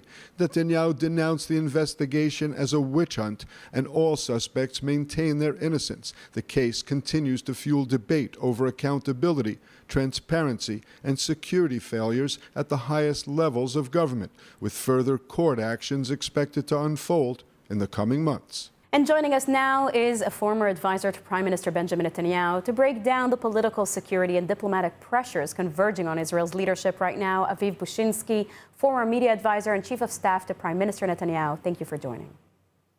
Thank you, Sivan. Aviv, you worked closely with Prime Minister Netanyahu. How damaging is the Qatargate affair, in your opinion? Does it pose a real national security concern, or is it primarily a political or legal crisis? Neither of both, to be honest with you. I don't think that it will affect Netanyahu's potential to be re-elected or his campaign, because, again, it portrays him against the others. That everybody's trying to chase Netanyahu and his allies or the people that surrounds Netanyahu. But I think that it portrays a very embarrassing situation in the Prime Minister's office, the way people are working, to whom they are loyal to. You mentioned Eli Feldstein. He was walking there like zombie. Nobody knows who paid his salary. How come he was hired to the Prime Minister's office? He didn't pass the limitation of his clearance, security clearance, and also the things that he said about his colleagues. Among them, he blamed the chief of staff for Netanyahu for tampering of the investigation. And these are things that people might be concerned, troubling, and portrays Netanyahu's nest in a very, very gray way. But I don't think that it will alleviate to any other political ramifications. Now, between Qatargate, the pardon request, and the draft exemption bill, is the Prime Minister still firmly in control of his coalition, do you think, or are we seeing signs of political fracture? I see some signs. You know what? I can even mention his number one envoy and the most trustworthy guy in his inner cabinet, if I can say, whom I know and whom I worked with, Ron Dermer, that he disappeared. And Netanyahu is on the eve of going to Miami to meet the president, and no one prepares the visit. No one knows what's going to be there. We all know that Ron Dermer is a key person in the relationship between Netanyahu and Trump or Trump administration. So this is one thing. And there are other issues. I can also tell you something that I was troubled with when it was published that Israel Einhorn, one of the advisors for Netanyahu, and his name was appeared on Qatargate, he is most wanted for interrogation in Israel. And yet he was allowed to enter the Israeli embassy in Washington and meet our ambassador. These are troubling things. Will it, again, affect Netanyahu? I'm not that sure, but it shows some kind of a deterioration. And I think that we should listen carefully to what was published today, even in Ynet, that Netanyahu thinks that it's high time to go for elections, because too many things, too many events are pressuring Netanyahu, from the National Inquiry Committee to the draft law and to what's going on in Netanyahu's, within Netanyahu's advisors. Yes, so it will affect, but I don't think that the Qatargate is something that will be the brick that will cause the wall to collapse. Aviv Bushinsky, thank you very much. Thank you. 3 million Israelis are dealing with trauma since October 7th. To help Israelis heal, Hadassah is there, with the largest rehabilitation center in Jerusalem, world-renowned medical centers, and youth villages. It's said, saving a life saves the world. Imagine helping millions. This is Hadassah, a life-changing force in Israel and the world. Lebanon is claiming Israel's Mossad may be behind the abduction of a former Lebanese military official linked to the long unsolved Ron Arad case. According to reports in Saudi media, Lebanese security services believed retired officer Ahmed Shukal was kidnapped in a covert intelligence operation connected to the 1986 disappearance of Israeli Air Force navigator Ron Arad. A Lebanese legal source told Saudi channel Al Arabiya that Shukal was lured from the Nabi Shit area in the Bekaa Valley to the city of Zaleh, where he was allegedly abducted. Investigators also suspect the group entered Beirut's international airport 2 days before the incident, raising further suspicions of a planned operation. The Saudi newspaper Asharq al-Awsat reported that preliminary findings point to Israel as responsible for the apprehension, describing Shukal as a figure with knowledge or involvement related to Ron Arad, Israel's most painful and enduring missing in action case. Lebanese authorities have not issued an official confirmation, and Israel has so far declined to comment. And a chilling reminder of just how real and how close the threat against Jewish communities remains. British authorities say they have stopped what could have been the deadliest terror attack in the United Kingdom's history, a mass shooting plot explicitly aimed at killing Jews. 3 men have now been convicted in a case investigators say underscores the resurgence of Islamic State-inspired extremism across Europe and the ongoing vulnerability of Jewish communities worldwide. A court in Manchester has convicted 3 men for plotting an Islamic State-inspired terror attack targeting Jews in Britain, a plan prosecutors say could have killed hundreds. Ammar Hussein, 52, and Bilal Saadawi were found guilty of preparing a mass shooting aimed at Jewish civilians. A third man, Walid Saadawi, was convicted of failing to alert authorities despite knowing about the plot. According to prosecutors, the men were driven by extremist ideology and openly praised previous Islamist attacks. Their plan? Carry out a coordinated gun rampage using automatic weapons, an attack British police say would have surpassed every terror incident in UK history in terms of casualties. The court heard that Walid Saadawi attempted to acquire assault rifles, an automatic pistol, and hundreds of rounds of ammunition. He believed he was dealing with a fellow jihadist. In reality, the weapons supplier was an undercover police officer, a critical factor that stopped the attack before it could be carried out. Investigators said the weapons sought were similar to those used in the 2015 Bataclan massacre in Paris.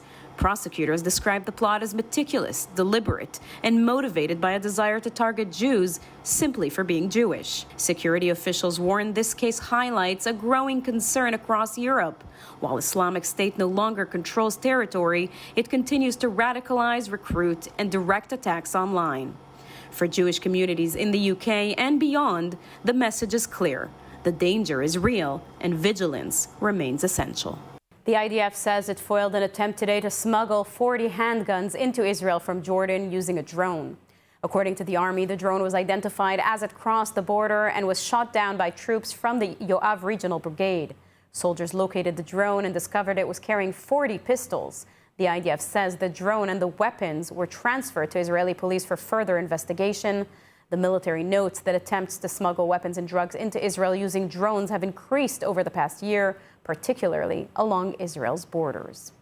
And the state controller Netanyahu Engelman issued a severe warning over serious security failures around Jerusalem, including what he described as a real risk of an October 7th style attack. ILTV's Steve Leibowitz has more. In a highly critical report, the state comptroller examined the seamline barrier and security crossings surrounding Jerusalem and found widespread failures in operations, supervision, and command responsibility. According to the audit, only about 61% of the seamline is protected by a physical barrier. In many other areas, there are major openings, and in some stretches, kilometers in length. There is no barrier at all. The comptroller warns these gaps enable uninspected crossings and create a significant risk of terrorist infiltration into the Jerusalem area. The risk is not theoretical. The last infiltration led to a deadly terror attack at the remote junction in September 2025. 2 Palestinian infiltrators opened fire at a bus stop and a city bus during morning rush hour, killing 6 Israeli civilians and wounding dozens more. The attackers were eventually neutralized by an off-duty soldier and armed civilians at the scene. The report also points to systematic failures at security crossings themselves. Engelman finds that Israeli police are operating the crossings without a formal doctrine or permanent command structure, and that information sharing between the IDF and police on infiltration incidents is poor and inconsistent. The comptroller cites infrastructure gaps, manpower shortages, and inadequate inspection equipment, and calls for immediate corrective action. His recommendations include transferring crossing authority from the military to civilian control, closing barrier gaps, improving intelligence coordination, and reassessing the entire security route based on today's threat reality. The warning is clear. Without urgent fixes, Jerusalem remains exposed. For the first time since October 7th, 2023, Bethlehem is once again preparing to mark Christmas Eve with lights, prayers, and processions returning to Manger Square tonight. ILTV's Mayan Hoffman was on the scene. I'm standing here in Bethlehem right near the very large and festive Christmas tree, a tree that hasn't stood in Bethlehem for the last 2 years since the October 7th Hamas massacre. Effectively, Christmas had been shut down, and this year it is back. This evening, we're going to be welcoming the Latin Patriarchate into the city for a procession, choir, songs, and dance. The people of Bethlehem, as I'm speaking to them, are saying what they're most hoping for is that the visitors will come back, the economy will rejuvenate, and life will go back to normal. Bethlehem is preparing to celebrate Christmas again. Tonight, the large Christmas tree in Menger Square will be lit. Choirs will sing and worshipers will gather for evening processions at the Church of the Nativity, marking the city's first full Christmas observance in 2 years. The celebrations were canceled in the past 2 seasons amid war, security concerns, and the collapse of tourism, the backbone of the city's economy.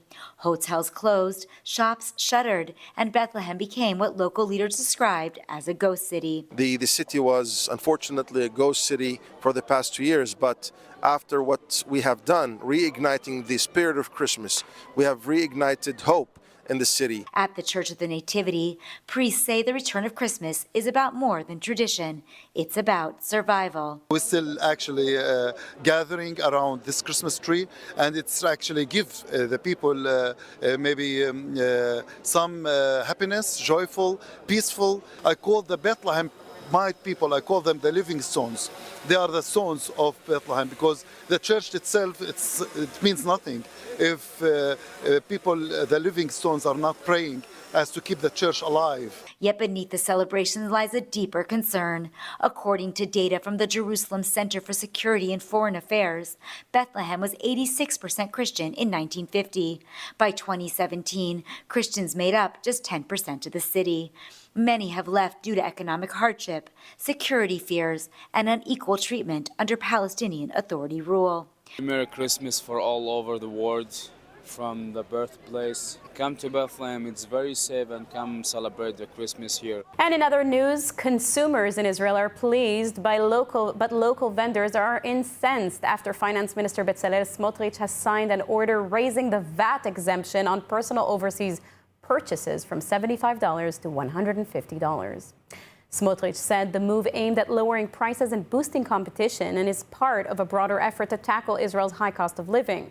He argued that many markets are dominated by a small number of powerful monopolies, leaving consumers with little real choice. Critics warned that the move will hurt local retailers who say they're being treated unfairly because stores in Israel must charge 18% VAT. They claim to face unfair competition from overseas where no VAT is charged. The finance minister claims cheaper imports will force local suppliers to compete more fairly on price and on service, noting that there is no justification for goods sold abroad at far lower prices to cost significantly more in Israel. Your dream apartment in the holiest city in the world is just a click away. Am Yisrael Chai, the lifeline for so many chesed operations in Israel, is holding their annual Dream Raffle, where one ticket only can buy you a luxurious apartment in the heart of Jerusalem. Don't win the apartment? No problem! All raffle proceeds from all tickets go directly to one of the incredible organizations that Am Yisrael Chai supports. And for the first time ever, the apartment is fully furnished. Don't miss this incredible opportunity to actively donate to Israel's functionality and, on the way, potentially score big and win the apartment of a lifetime. Scan the QR code now to join.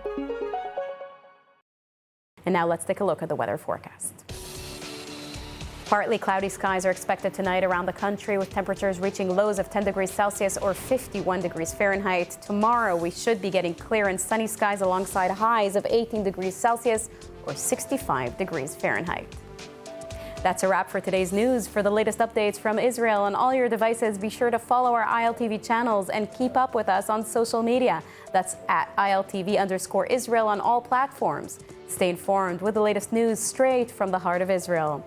On this Christmas Eve, we hope the spirit of peace and compassion carries forward here in the region and wherever our viewers are watching from. I'm Sivan Raviv. Be well, and thank you so much for watching.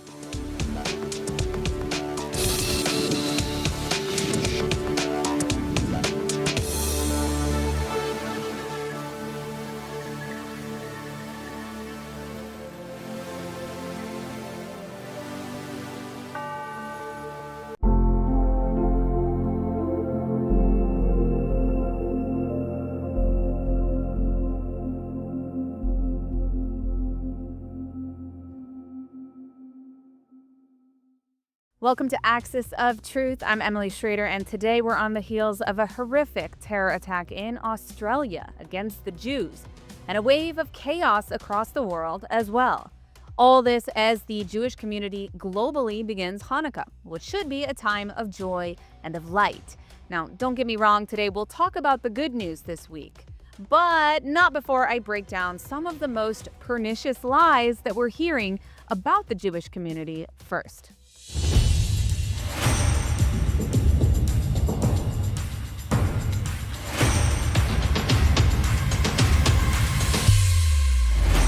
So to kick things off, Australia. Now, as we now know, two Islamist terrorists believed to have associations with ISIS attacked a Jewish community Hanukkah event with thousands of people at Bondi Beach in Sydney on Sunday. At least 16 have been killed, including children and Rabbi Eli Schlanger, and dozens more have been injured. The terrorists were able to fire more than 70 shots at the crowd before the Australian police apprehended them. And in the midst of all this, an unlikely hero emerged. Ahmed El Ahmed, an Arab Muslim himself, hid behind a car behind one of the shooters and jumped out to tackle him, disarming the terrorist before dropping the weapon and putting his hands up in order to avoid police mistakenly thinking that he was one of the terrorists. Now, in the process, he was shot 2 times and he's now recovering in the hospital. But this triggered a sort of bizarre social media argument over the weekend that I think needs to be addressed. Now, as I saw countless Israelis and Jews celebrating the heroism of Ahmed, I saw just as many, if not more, pro-Hamas accounts claiming that Jews/Mossad/Zionists, etc., are mad because a Muslim stopped the terror attack. This is colossally stupid and displays the profound ignorance of these baboons for several reasons. First off, it's simply not true. I haven't seen Israelis who were upset that it was a Muslim who saved lives. I did, however, see countless anti-Semitic conspiracy theorists who were trying to claim that this terror attack was a false flag attack, and then using the fact that the hero was a Muslim as somehow evidence that he foiled this Mossad attack, because no Muslims work for Mossad, am I right? The ignorance of these people is truly mind-boggling, and it is yet another exercise in deflection and a failure of many in the Muslim community who are fomenting these conspiracy theories to take responsibility for the fact that, yet again, there has been a savage, barbaric terror attack against Jews in the name of Islam that's been fueled by over 2 years of outlandish disinformation about Israel and Gaza that's been permitted by the Australian government to be freely proliferated through blatantly anti-Semitic rhetoric. See for yourself.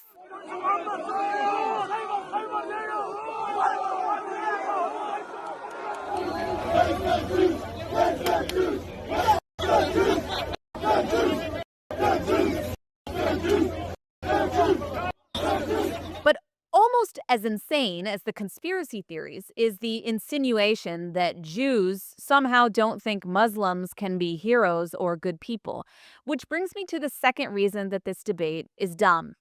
As we saw on October 7th, Israeli Muslims, which make up nearly 20% of our citizens, were also viciously targeted by Hamas and slaughtered the same as Jews.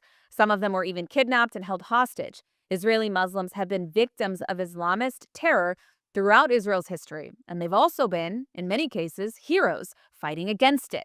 Many Arab Israelis took action on October 7th, risking their own lives to save their Jewish compatriots from the Nova Festival and the kibbutzim. In some cases, they even diverted Hamas terrorists by misleading them in Arabic. Arab Muslims fight in the IDF and serve loyally in Gaza, fighting against Hamas and the terror that harms their families too. We aren't surprised as Israelis at the fact that there are heroic Muslims, so why should anyone else be? Incidents like the Sydney Hanukkah attack aren't about Muslims. They're about Islamists who believe in an ideology of Islamic supremacy. And that is why they build conspiracies for the terrorists who do actually commit heinous acts of violence in the name of their religion. Finally, this debate is absurd because the attack itself was carried out by Islamist terrorists, again. In fact, in the past 30 years, approximately 95,000 terror attacks have been committed by Islamists or Marxist Islamists. There's no denying that this is a problem, and it's a problem that harms Muslims too. In fact, they're usually the victims of such Islamist extremism. So enough with this stupidity. The terror attack at Bondi Beach was horrific. And it is true that the fact that a Muslim man intervened to heroically save lives does not negate the fact that yet another terror attack was carried out in the name of that Islamist cause. But we have no problem applauding the courageous heroism displayed by Ahmed al-Ahmed in this horrible event, nor recognizing that many Muslims are like him too. Enough. Now let's discuss some of the biggest stories this week that you need to know about. First off, the 83% myth. Now, one of the claims that is continuing to rise in popularity is that, according to IDF reports, 83% of the casualties in Gaza are civilians.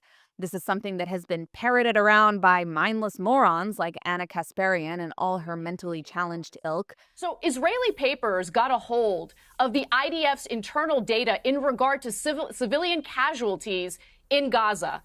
And their own data indicates 83% of people slaughtered in Gaza, 83% are civilians. And also picked up by sources like The Guardian, which presented it as hard evidence of Israeli malice in Gaza, when in reality, it's a case study in what happens when journalism decides to become a political project. The reality is that this statistic isn't true at all, and I know because I've actually read many of the source documents for this ridiculous claim. So let's break it down a little bit more. First, I have to preface this all by saying it is impossible to produce accurate fatality counts in real time during an active war. Every military expert knows this. Hamas now claims that 62,000 people have been killed in the Gaza war. They do not report that any of them are combatants. And they include natural deaths as well as Gazans killed by their own failed rockets. They also don't allow anyone to verify anything. On the other side, Israel reports that at least 22,000 combatants have been killed, and an additional 2,100 have been killed since March 2025 alone. If you simply do the math, even using the Hamas inflated totals, the civilian to combatant ratio is under 2-to-1. That's far below the ratios of 3-to-1 or 5-to-1 recorded in U.S. campaigns in Iraq and Afghanistan. So already this whole genocide narrative is falling apart. So where does this 83% claim come from? It comes from an IDF document listing about 8,900 known Hamas operatives from before the war that the IDF has confirmed they killed. It is not a list of all combatants. It only denotes names that Israel knew prior to October 7th. It also doesn't include anyone from Islamic Jihad or from other Gaza terror groups, nor does it include the more than 15,000 new Hamas recruits that joined after October 7th. It also doesn't include Hamas leaders, nor does it include the thousands of civilians who actively participated in combat, which we know took place because we saw it ourselves during the thousands who invaded during the October 7th massacre. Now, despite all this, The Guardian then makes the absurd claim that anyone who was not on that pre-war list must therefore be a civilian. That's not analysis. This is a total misunderstanding of war. Many terrorists died in tunnels. Many died in collapsed buildings. Many were killed in close quarters battles where there's no body to recover and no name to record. And on top of all of this, the IDF has utterly rejected The Guardian's claim and said that the numbers they printed don't reflect any data in their systems. The truth is simple. The 83% claim isn't journalism. It's propaganda focused on a selective data point, named combatants in Hamas prior to October 7th, and then uses it to manufacture this false moral narrative. And it does so by applying a standard of warfare that isn't applied to any other war in history, all for the purpose of falsely accusing Israel of having 83% civilian casualties. And now a little bit more happy story, at least for us. An Iranian professor at the University of Arkansas who loves the Islamic Republic has been removed from her leadership position after a series of revelations showed that she praised the Islamic regime in Iran, supported a convicted regime murderer, and even used official university letterhead to do it. Shireen Saidi, who taught political science and directed the university's Middle East Studies Center, has come under intense scrutiny for her public statements and actions linked to supporters of the regime. Now, documented posts show that she's praised Ali Khamenei, the supreme leader of the Islamic regime, including messages in which she defended him in response to me, after the regime issued statements calling for violence against Israel. She also repeated regime talking points in her personal posts, framing Israel as a genocidal state, while, of course, expressing affection for a dictator responsible for mass repression and global terror activity. But it was another discovery that caused even greater outrage.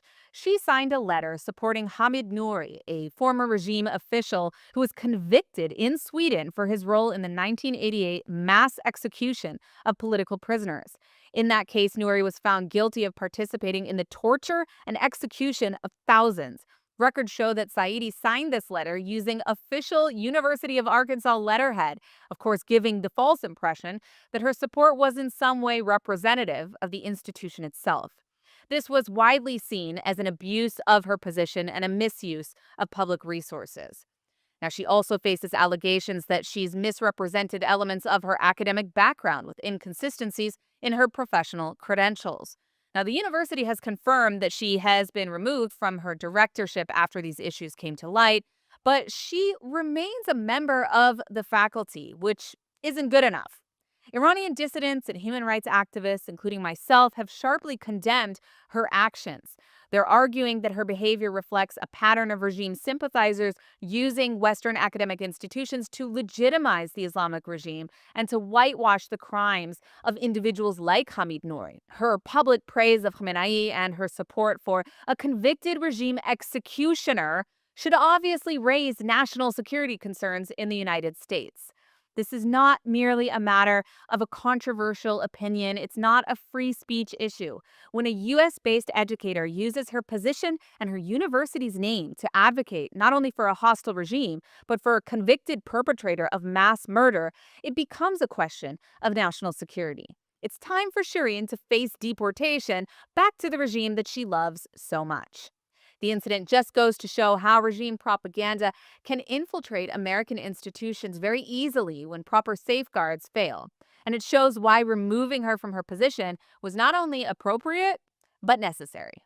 Now, one of the most repetitive and pernicious accusations that's leveled against Israel throughout this war is that Israel is targeting journalists. From commentators to human rights groups to some major news outlets, the claim has been made that hundreds of journalists have been killed by the IDF as a matter of policy, and that this somehow proves that Israel seeks to silence the media.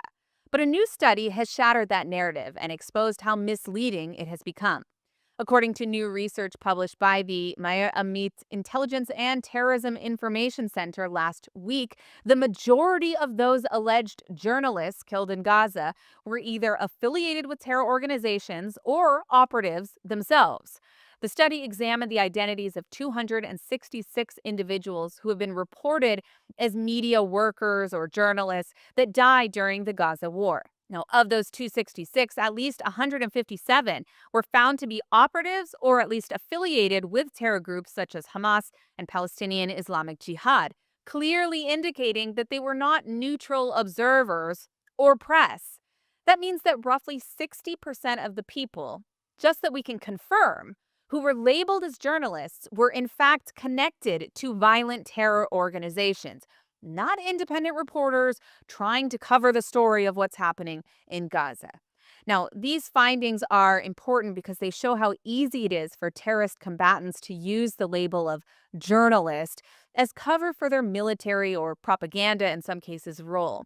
It's also something that we saw on October 7th with numerous journalists, alleged journalists, taking part in the massacre itself.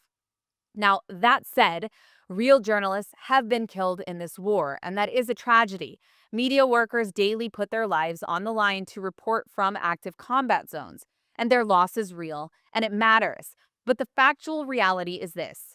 The loss of life in a war zone, in and of itself, doesn't prove the targeting of journalists by the IDF.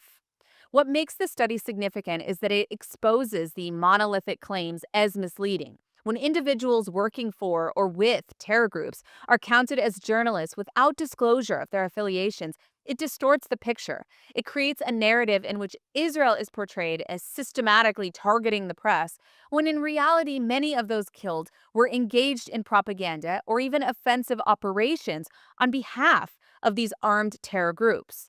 Now, as a journalist myself, the distortion of facts does real damage to the cause of press freedom itself, because it makes every journalist in a war zone more vulnerable when combatants disguise themselves as members of the press. In a war where information is weaponized and propaganda runs rampant, the public deserves accurate context. And what this study makes clear is that labeling every media worker killed in Gaza as a victim of targeting by Israel is simply not supported by the evidence. And with all of that settled this week, I want to shift gears a little bit and take a look at the good, the bad, and the ugly stories of this week. The good this week comes from a place the Islamic regime in Iran works desperately to control, the holy city of Mashhad. And yet even there, even inside a mosque, the regime couldn't silence the public.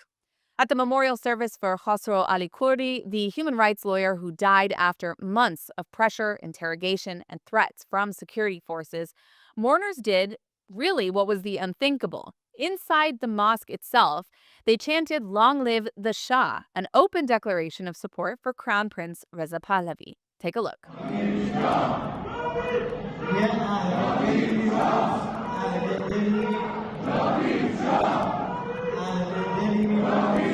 Now, hearing monarchist chants in a religious institution inside Iran is almost unprecedented in today's Iran and has shattered one of the regime's most aggressively protected red lines.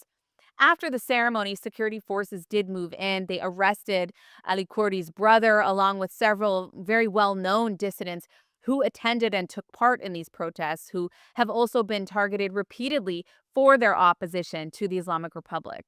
Their crime was simply chanting for the return of the Shah and honoring a lawyer killed under state pressure. But the regime's crackdown isn't succeeding because outside the mosque, a large protest erupted in the streets of Mashhad, where crowds once again chanted for the crown prince and against the dictatorship.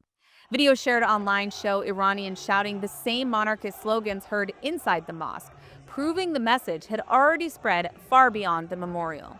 At the same time, strikes continued across the country, including steelworkers, teachers, and transport workers, all signaling a public that has reached a breaking point with tyranny and economic collapse. From the mosque to the streets, Iranians are increasingly claiming their future, and they're doing it together louder than the regime can silence. This is the only way for the Iranian people to reclaim their country from the mullahs in power. Now, for the bad story this week, we need to talk about a stunning development in the Gaza war that exposes how Hamas has manipulated human suffering to score political points. Shocking, right? A reporter and activist from Gaza released footage last week of a warehouse under the Gaza Ministry of Health stocked with tons of baby formula and nutritional drinks meant for infants and young children that was never distributed to Gaza families. This wasn't a mere storage facility, it was a stash of infant food hid away during a supposed famine. The claim is simple and damning. Hamas deliberately hoarded these supplies in order to worsen the humanitarian crisis and to bolster its narrative that Israel is starving Gazan children. The terrorist group stored the formula at the height of the food shortages several months ago, leaving babies without essential nutrition, all while publishing images of starving families in Gaza all around the world. Now, of course, this strategy allowed Hamas to fuel international outrage and pressure Israel, even as it retained control over aid and who could access it. And why? Because Hamas wanted to force the return of UNRWA's aid distribution system because UNRWA works with Hamas. All this while they were violently threatening the Gaza Humanitarian Foundation, which was the alternative aid distribution organization that was designed to bypass Hamas control. Now, this is a calculated move that puts civilian lives, including the lives of infants, at risk in order to manufacture a political narrative.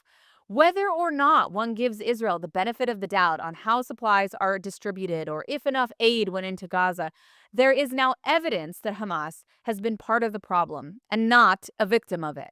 Once again, we see that Hamas is willing to sacrifice the lives of infants in Gaza for their genocidal, Jew-hating cause. And finally, the ugly story this week, which is not only ugly but particularly heinous, a story that reveals the depths of barbarity that Israel is up against. The family of Noah Marciano, the 19-year-old soldier kidnapped by Hamas on October 7th, has released new details about how she died in Gaza, and what they have learned is almost too cruel to comprehend.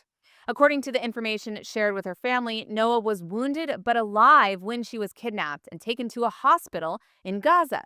Now, she was in the care of people who were supposed to save lives, but instead of treating her, the medical staff killed her.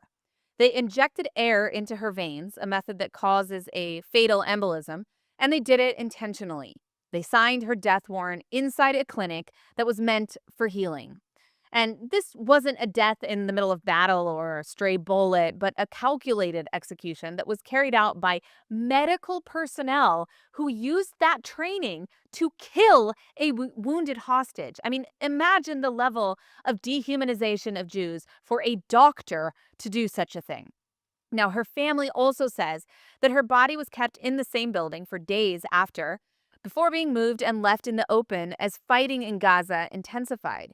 Even in death, she was used as a tool of war, with Hamas falsely claiming that she was killed in an IDF airstrike. And how do we know this? Well, because Hamas savages filmed the murder and sent a video of Noah Marciano dying to her father via telegram, a fact he revealed only this past week. This is the ugly reality of Hamas's tactics. They not only murder, they also corrupt the most sacred spaces in society, like hospitals, and turn clinics into killing rooms. A doctor violated his own Hippocratic oath to murder an innocent hostage. And then she was used as a negotiating pawn to torture her family. Now, according to reports, the family of Noah shared these details now because they believe it's important that the world understands exactly what was done to her, what was done to all the hostages, and to ensure that no one calls these acts anything other than what they are: savage barbarity. Well, that's it for this Hanukkah week on Axis of Truth. We'll be back soon with more interviews and more stories. I'm Emily Schrader. Be sure to follow me on social media, Emily K. Schrader or Emily in Tel Aviv. Thanks for watching and see you next week on Axis of Truth, only on JNS. When you buy from Blessed by Israel, you're not just shopping, you're standing with the families of Israel's heartland. Every bottle of delicious olive oil, handcrafted necklace, or jar of honey carries the spirit of Judea and Samaria. These, along with many more products, are the tastes, scents, and stories of the Promised Land, made by people rebuilding our biblical homeland every day. Shop now at blessedbyisrael.com and use ILTV's special code BLESSISRAEL for 10% off on your first order.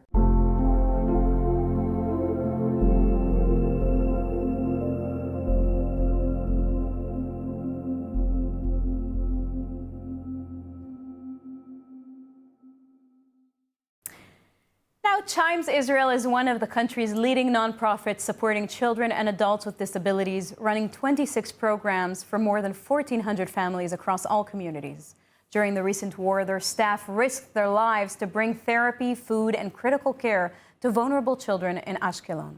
Joining us now is Pamela Azaria, International Resources Director from Chimes Israel, here to share how they're responding and why a new fortified center is urgently needed.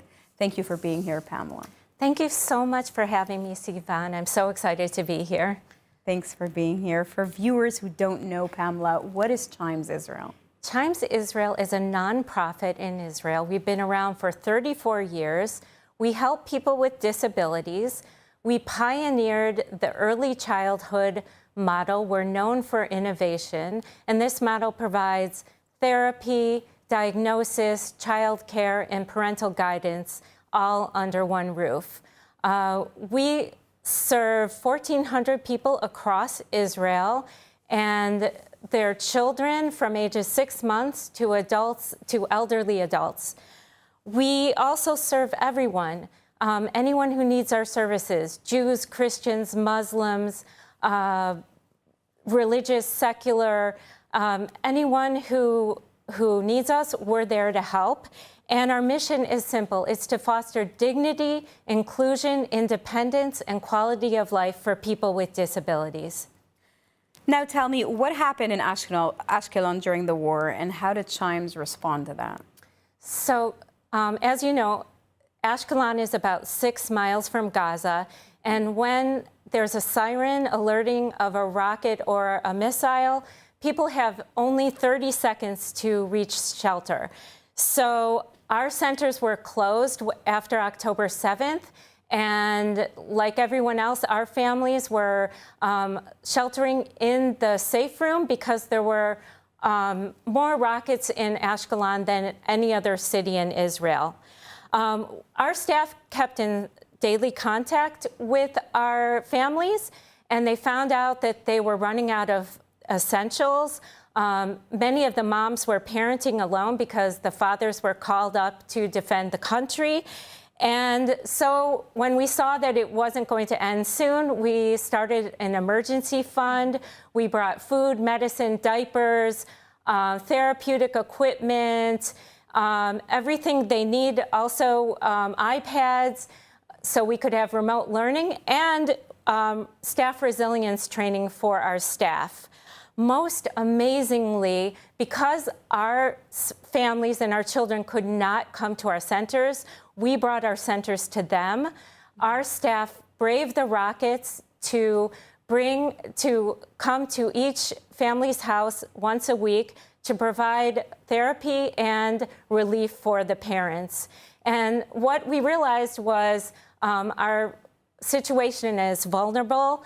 Our current centers are not protected against missile fire, and we need to build a new fortified early childhood center so that our children get the protection they need in times of conflict. So important. Now, just really briefly, what's your message to our viewers? So my message is, this is a tough time right now. We can't stop the war. We can't help free the hostages. We can't stop this crazy anti-Semitism that's happening worldwide. But we can help these children to build a center that will give them the services, the therapy, in a safe environment, the environment they need to thrive, and they deserve it. Absolutely. Pamela, Zaria, thank you very much. You're welcome. Your dream apartment in the holiest city in the world is just a click away.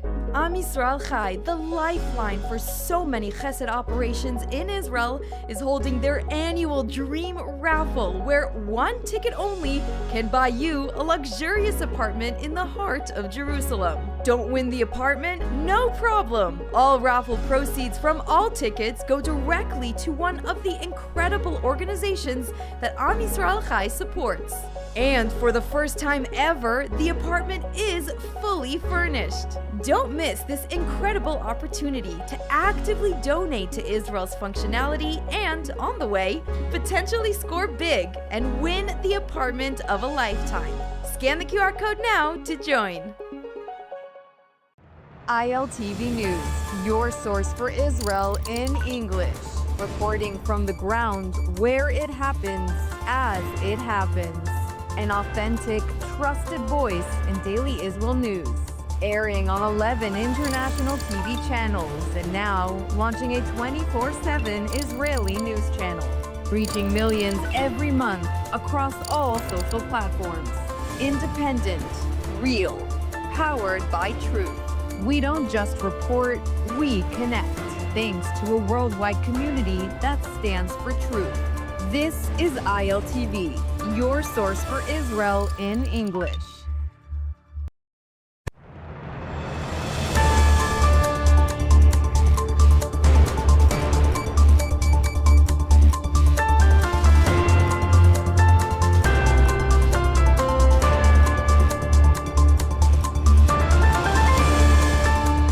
Welcome to ILTV on the Hour. I'm Alec Pollard, coming to you live from Israel with the biggest stories in the region.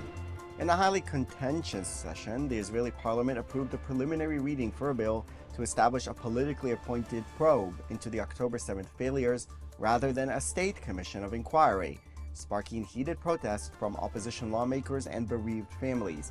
The bill, proposed by Likud's Ariel Kalner, would allow coalition and opposition members to appoint a 6-member committee, with 4 supervisory members representing families, while giving the coalition effective control if no agreement is reached.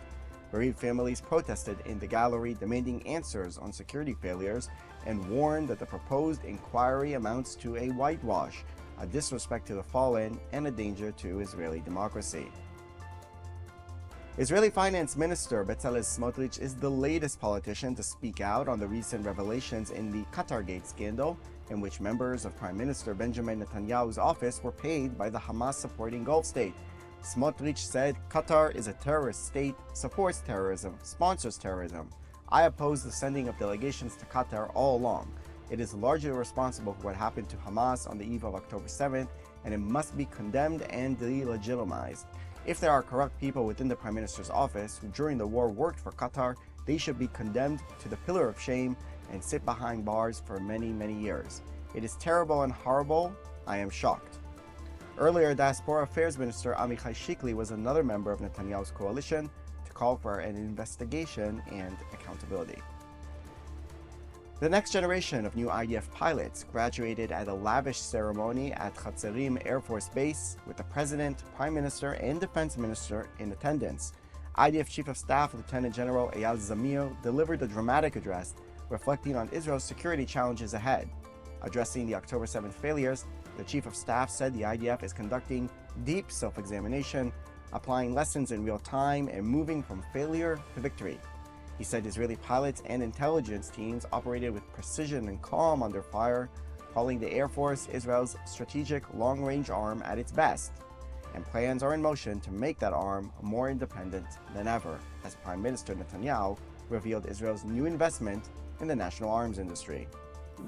לפני כמה שבועות אני אישרתי, יחד עם שר הביטחון ושר האוצר והצוותים שנמצאים כאן, סך של 350 מיליארד שקל בעשור הקרוב לבנות תעשיית חימוש עצמאית למדינת ישראל.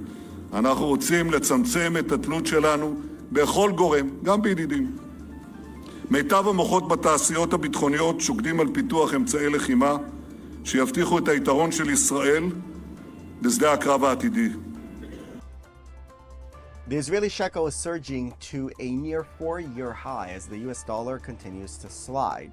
In morning trading, the dollar fell to about 3.18 shekels, its weakest level since March 2022. The euro also dropped, trading around 3.75 shekels. Economists say the move is driven by heavy foreign currency inflows, year-end financial activity, and a broader global weakening of the dollar. Exporters, investors, and businesses are selling large amounts of foreign currency, creating a surplus that pushes the shekel higher. It's Christmas Day, and while the beloved holiday for millions around the globe is celebrated by just a small minority in Israel, Prime Minister Netanyahu delivered this Christmas message for Christians worldwide. From Jerusalem, I send warm greetings to our Christian friends around the world. I wish you a Merry Christmas and a Happy New Year. From here, the Holy Land, Israel, the only country in the Middle East where the Christian community is thriving. Israel is the only country in the Middle East where Christians can practice their faith with full rights and in total freedom, where Christian pilgrims are embraced with open arms and are so deeply appreciated, where Christians can celebrate proudly their traditions and openly do so without any fear. Stay with us throughout the day for our next edition of ILTV on the Hour. We'll be here as events continue to unfold. You can also scan the QR code on your screen to get more updates from our ILTV app. I'm Alec Pollard, and thanks for watching.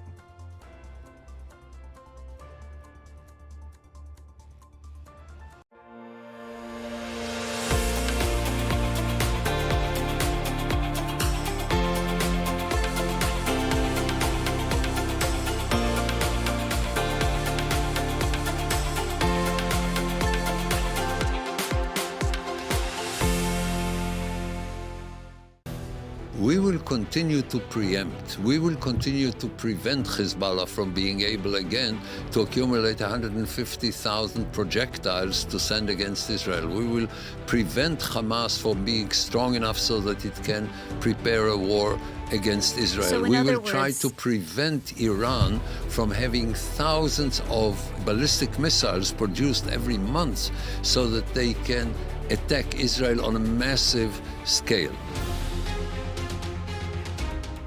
Hello and welcome back to the ILTV podcast. I'm Ayan Hoffman, executive editor of ILTV, and we are so happy to have back our viewers and our listeners.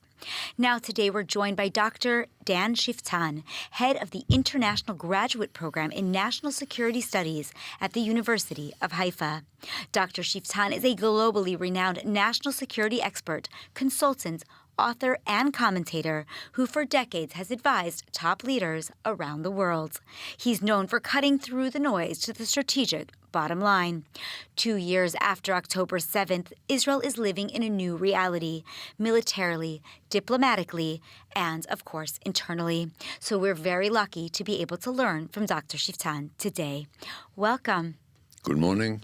Great to have you here. Now, I do want to jump into all of the things that I mentioned, but first I would need to start with what is going on the 8th front, the global front of anti-Semitism, which of course led to the terrible, violent attack that we saw in Australia so recently. Dr. Shiftan, why is Israel losing this battle in the international arena? And do you expect more mass casualty events or other episodes to occur before we get it under control? Anti-Semitism has always been with us and will be with us for a very long time. Perhaps we underestimated how potent it is and how wide the support for anti-Semitism is. But the reason for the criticism of Israel and the hate of Israel is not always or not even very often anti-Semitism. It is something deeper. Israel is in a unique situation. You've never had a civilized, open society confronted for generations with existential threats. And in order to survive in a very violent region, Israel must take action to defend itself.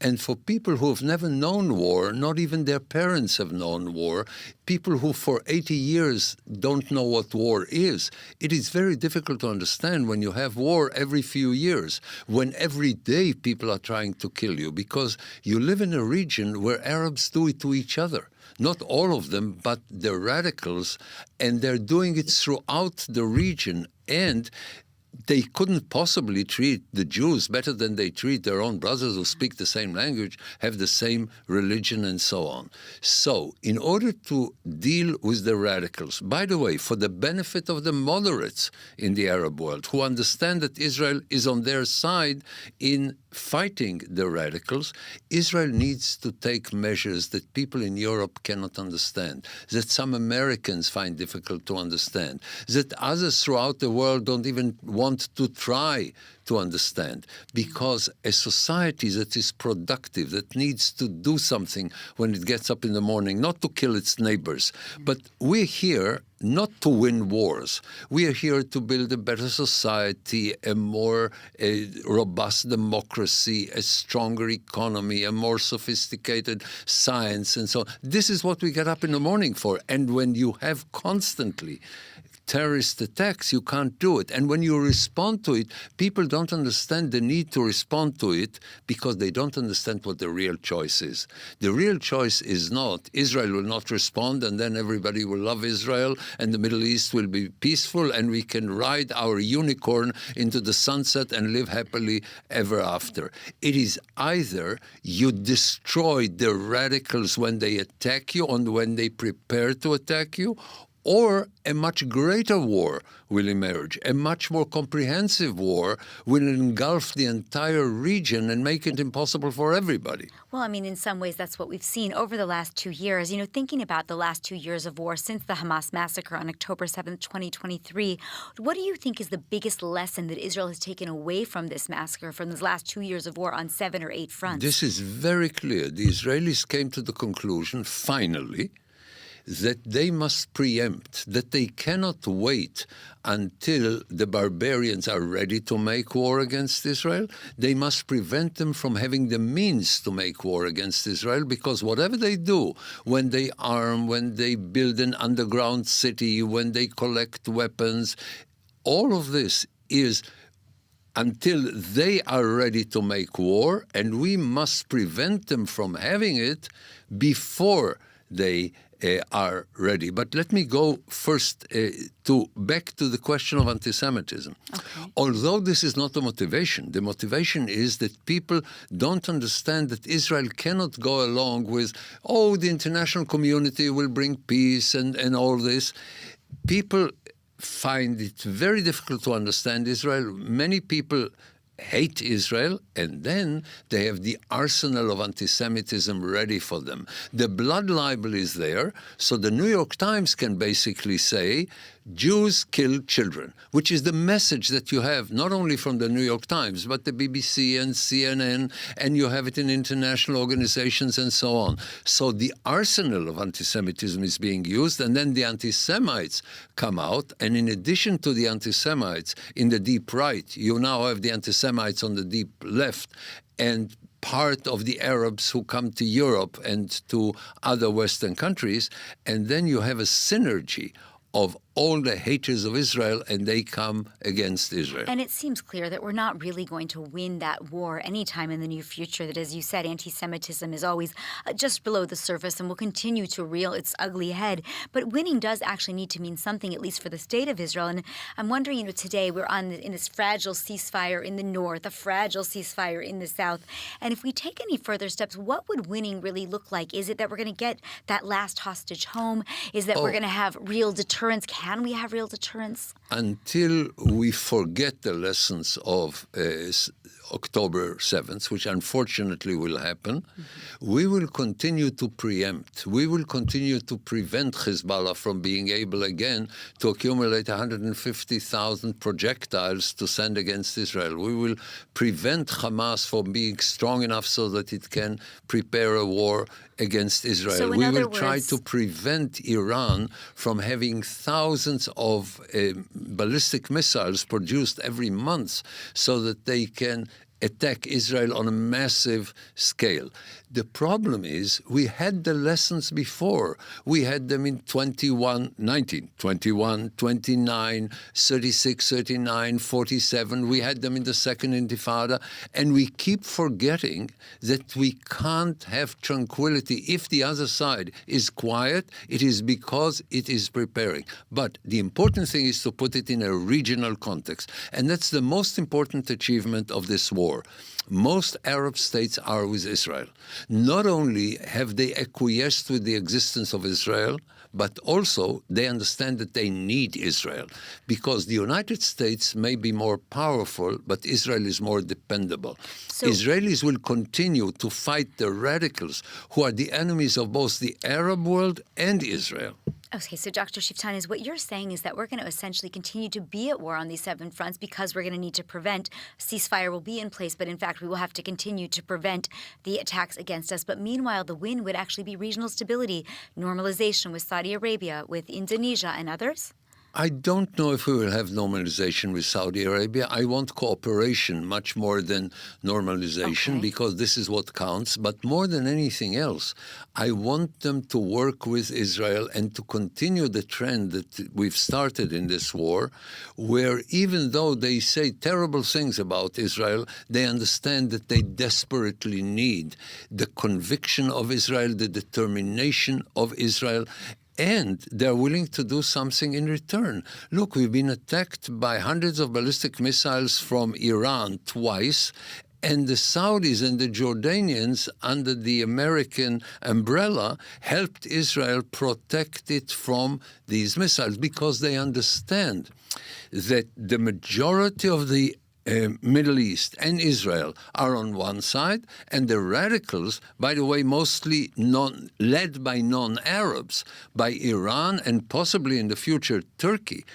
At the moment, Israel in the Arab world is in a much better situation than ever before, even if Arab leaders don't say it. Look, I came only yesterday back from the UAE, and I've been there 9 times, and I'm meeting there people from throughout the Arab world, and I go to other places in the Arab world, and what they say openly and what they know and are willing to say when I provoke them enough are 2 very different things. They're willing to understand that the real enemy of the United States, of most Arab states, and of Israel are the same enemies.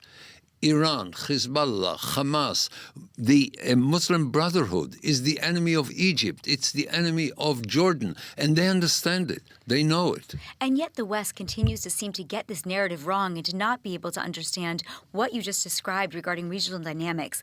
You've argued before that Hamas is really weaponizing the Western values and the Western institutions. So if you had to name the top 2 arenas where this is happening, what would they be? And what can Israel do to help educate the West so they can get on board?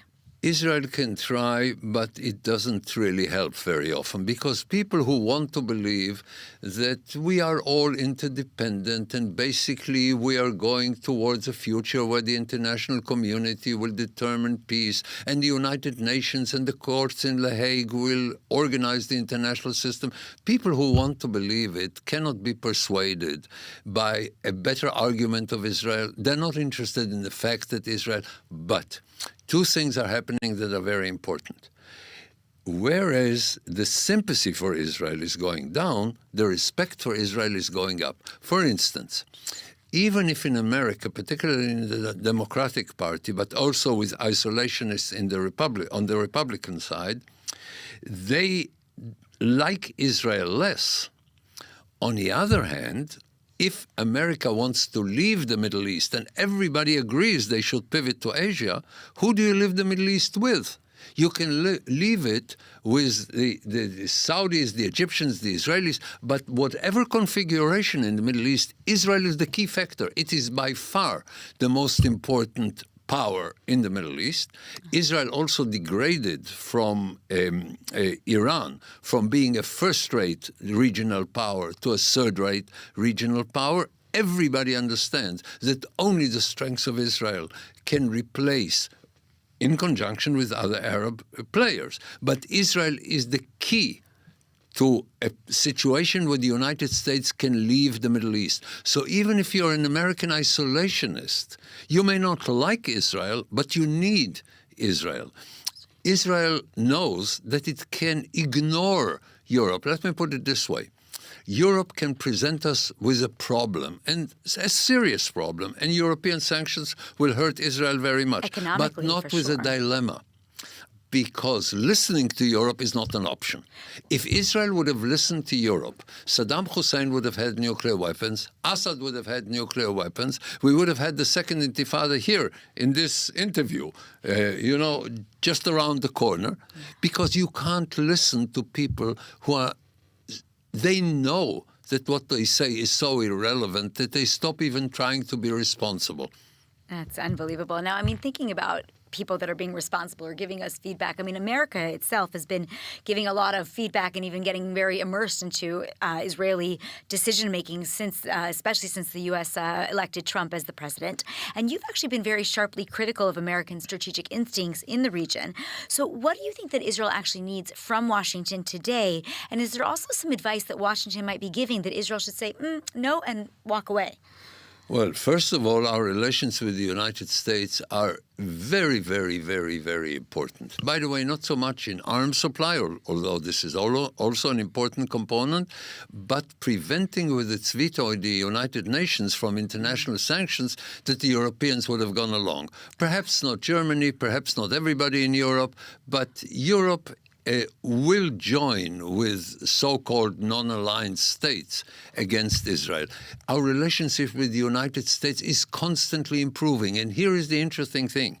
With all the ups and downs, since the establishment of the State of Israel, the relations with the United States are always closer. And even when you have a hostile president like Jimmy Carter in the beginning, or an unfriendly president like Barack Obama, at the end of the Obama period or Carter period, the relations with the United States strengthened. Is that true? Because when you think about the end of the Obama period, it was the vote at the United Nations that threw Israel under the bus. So he played a very ridiculous game of trying to...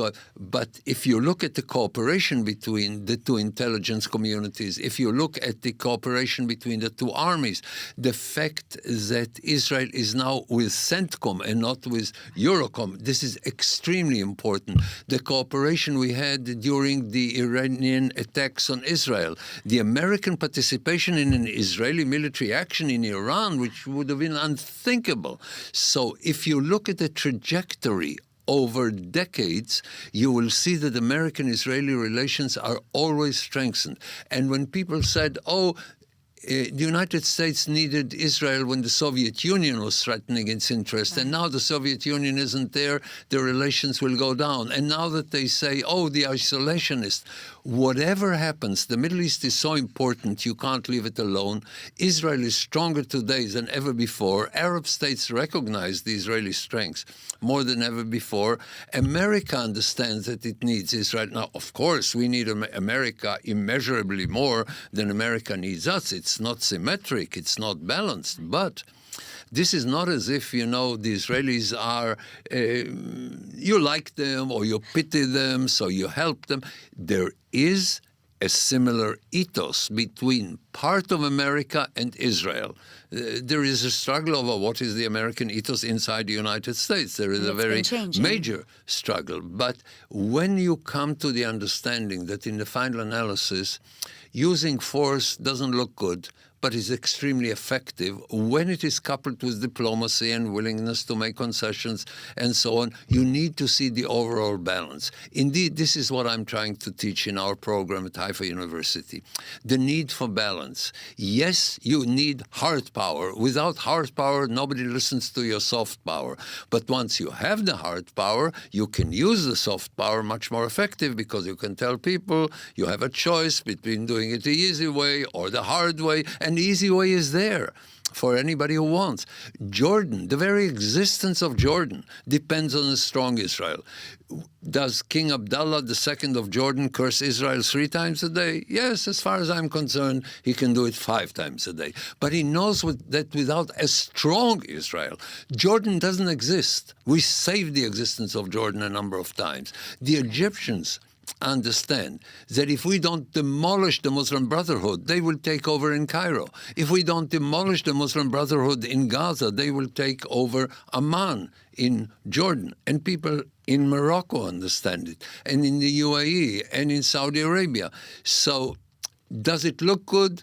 No, but I prefer things that are good, even if they don't look good, than things that look good and could be very, very dangerous. If something looks good, I'm always very suspicious.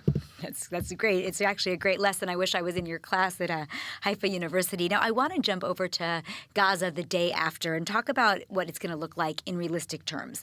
So in stage 2 of Trump's plan, right, he's got this 20-point plan.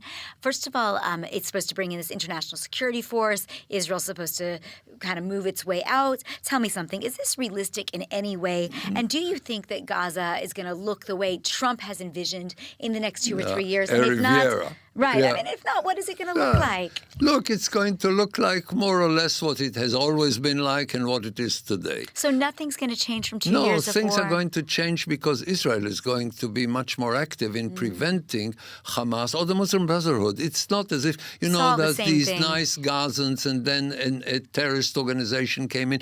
It's the society of the Muslim Brotherhood, okay? The radicalism, the backwardness, the violence that is the Muslim Brotherhood. The Muslim Brotherhood is the worst thing that happened to the Arab world. It's the reason why most Arab states are retarded. Okay, I'll call it developing if you want, but basically backwards because they're unwilling to meet the challenges of the 20th century. Forget the 21st century, the 20th century. So these Muslim brothers in the Gaza Strip will continue to be violent. They don't care about the future of their own children. They are not interested in creating a future where they can have a better life. For them, a better life is to kill us. This was our mistake before October 7th. We said we let them have a better life, and we assumed that if their perception of a better life is identical to our perception of a better life, we can provide them with a better life. But their perception of a better life is to kill Jews. And they say it. They say it very openly. And it's not just Hamas saying it, it's the Muslim Brotherhood saying it. Basically saying, you Jews will lose because you love life, we will win because we love death. This is what the society in Gaza is about. Is it true about every individual Gazan? No. And some people suffer in the Gaza Strip from this kind of Muslim Brotherhood. But is it the essence of the society in the Gaza Strip? Unfortunately, it is. So what do you think that Israel's going to have to do? You mentioned about us being able to prevent that is a lesson that we've learned. So give me a picture of what that looks like. Well, in Lebanon, we have a very good demonstration. Unfortunately, in Gaza, it cannot be like in Lebanon. Right. In Lebanon, we have a ceasefire for a year, and we killed more than one terrorist every day since the ceasefire. Yeah, it's a one-sided ceasefire because they don't dare to respond to what we do because we can escalate far beyond what they can afford. But here, I'm coming back to a previous question concerning the relations with the United States. Yeah. America wanted to stop the war in February 24. Had we done it, it would be a catastrophe. It would have been a defeat of Israel that would resonate for generations. And the Americans said, don't go to Lebanon, we went to Lebanon. They said, don't invade Lebanon, we invaded Lebanon. Don't kill Nasrallah, we killed Nasrallah. Everything the Americans told us not to do, and they were very adamant, we did. And we did it because unless you break them, you can't talk to them. Now, the only chance that Lebanon has to become again a sovereign state depends on the Israeli action. What we did in Lebanon against the American advice brought down the Assad regime and gives us now a hope about Syria. I don't know if it will materialize, but it's worth looking into. In Lebanon, for the first time, the Lebanese army can act on behalf of the Lebanese government. For the first time, the Lebanese government is trying to establish itself as the real sovereign of Lebanon. So when we destroy Hezbollah and they shout that it's terrible, they're thankful for it, because unless we destroy Hezbollah, they cannot be sovereign in Lebanon. But in Dr. the Gaza Strip, let me just ask you quickly on Lebanon before we jump back to Gaza, though I do want to get back to that original question. Isn't it the case, though, that the president and the prime minister in Lebanon are relatively weak still? And while they might desire, underneath the surface, despite what they say in the rhetoric, to have normalization, be more like the UAE or Saudi Arabia. Forget normalization. I don't care about them. Cooperation. If Lebanon, they might want to cooperate, but in the end, they're not managing to disarm Hezbollah. So in the end, won't we still be in the same place? It depends on the determination of Israel. The more we destroy Hezbollah, the better chances the Lebanese government has to do it. And if they want to normalize, I don't care. That's not important. Right. What is important is a strong Lebanese government, a strong Lebanese army. Israel can leave the remnants of its presence in Lebanon, get out and trust the Lebanese. This is my ultimate objective. If also they want to have an embassy in Jerusalem, it's okay, I'm for it, but I don't... You don't care. My grandmother used to say that it's better to be healthy, young and rich than old, sick and poor. I agree. So if you also have normalization, okay? If you're very happy about diplomatic relations, okay. What I want is a strong Lebanon that prevents actions against Israel. The only deep interest that Israel has in the Middle East is that they don't stand in our way with wars and with violence. If they want to cooperate, even better. If Jordan wants waters that Israel can desalinate, great, I'm for it. If we can cooperate and the Jordanians will produce with solar electricity in their deserts and help Israel, fine. But the most important, the fundamental thing is that they prevent by force, and there is no other way than by force. They prevent by force the barbarians from using their territory to attack Israel. So we had it with Jordan, and we succeeded after Black September 1970. We are perhaps having it in Lebanon, and it may succeed. It will be a struggle, but it may succeed. In Gaza, there is no alternative government. In Gaza, this is the society. In Gaza, I'm all for the visions of Gaza being a paradise and the Riviera and whatever you want, but I know the society there. And if this will happen, I want to sell you some swampland in Florida and see, okay, the chances, but the important thing, Israel now has the support of the so-called international community that Gaza must be demilitarized and must be without Hamas. Okay? So if Hamas doesn't govern the Gaza Strip and Israel can prevent them from rearming, then the level of confrontation in Gaza may drop over time, but it'll still take time. Now, we are going to run out of time in just a few minutes, and I definitely want to bring us internal for just a little bit to talk about what's happening within Israeli society. So I've been reading, what you write, and you're watching some of your interviews, and you talk about the fact that you believe that we're actually much more unified inside Israel than we look on the outside. Is that still true today? Yes. What is torn apart in Israel is not the society, but the political system. Okay. The Israeli political system is dysfunctional, by the way, like most democracies. Unfortunately, most Western democracies have a dysfunctional political system. And in another context, I know why, and I know what needs to be done about it, but that's a different thing. The Israeli society is the eighth wonder of the world. Look, we have had here something that is a much bigger challenge than the Blitz in London. Only their inspiration was Churchill, and our inspiration is Amsalem and Gottlieb. I mean, we have the worst government Israel has ever had, and in spite of the fact that there is no functioning government, the Israeli society shows resilience on a level that is unbelievable. What is happening in Israel, people don't understand that our way of cooperating is shouting at each other and cursing each other and saying that the other one, if he doesn't completely agree with me, is bringing the dictatorship. All this is all on top. This is on the surface. You go deeper, the Israeli army, that is a people's army, could not function if the Israeli society were really weak. When you see the Israeli young generation, the young generation in the United States and in Europe is to a large extent busy with the question, where does a transgender take a leak? This is what they get up in the morning to discuss. Israelis have to defend their very existence. Israelis understand that if they don't step forward, then things are very bad. The Israeli society is great with one exception.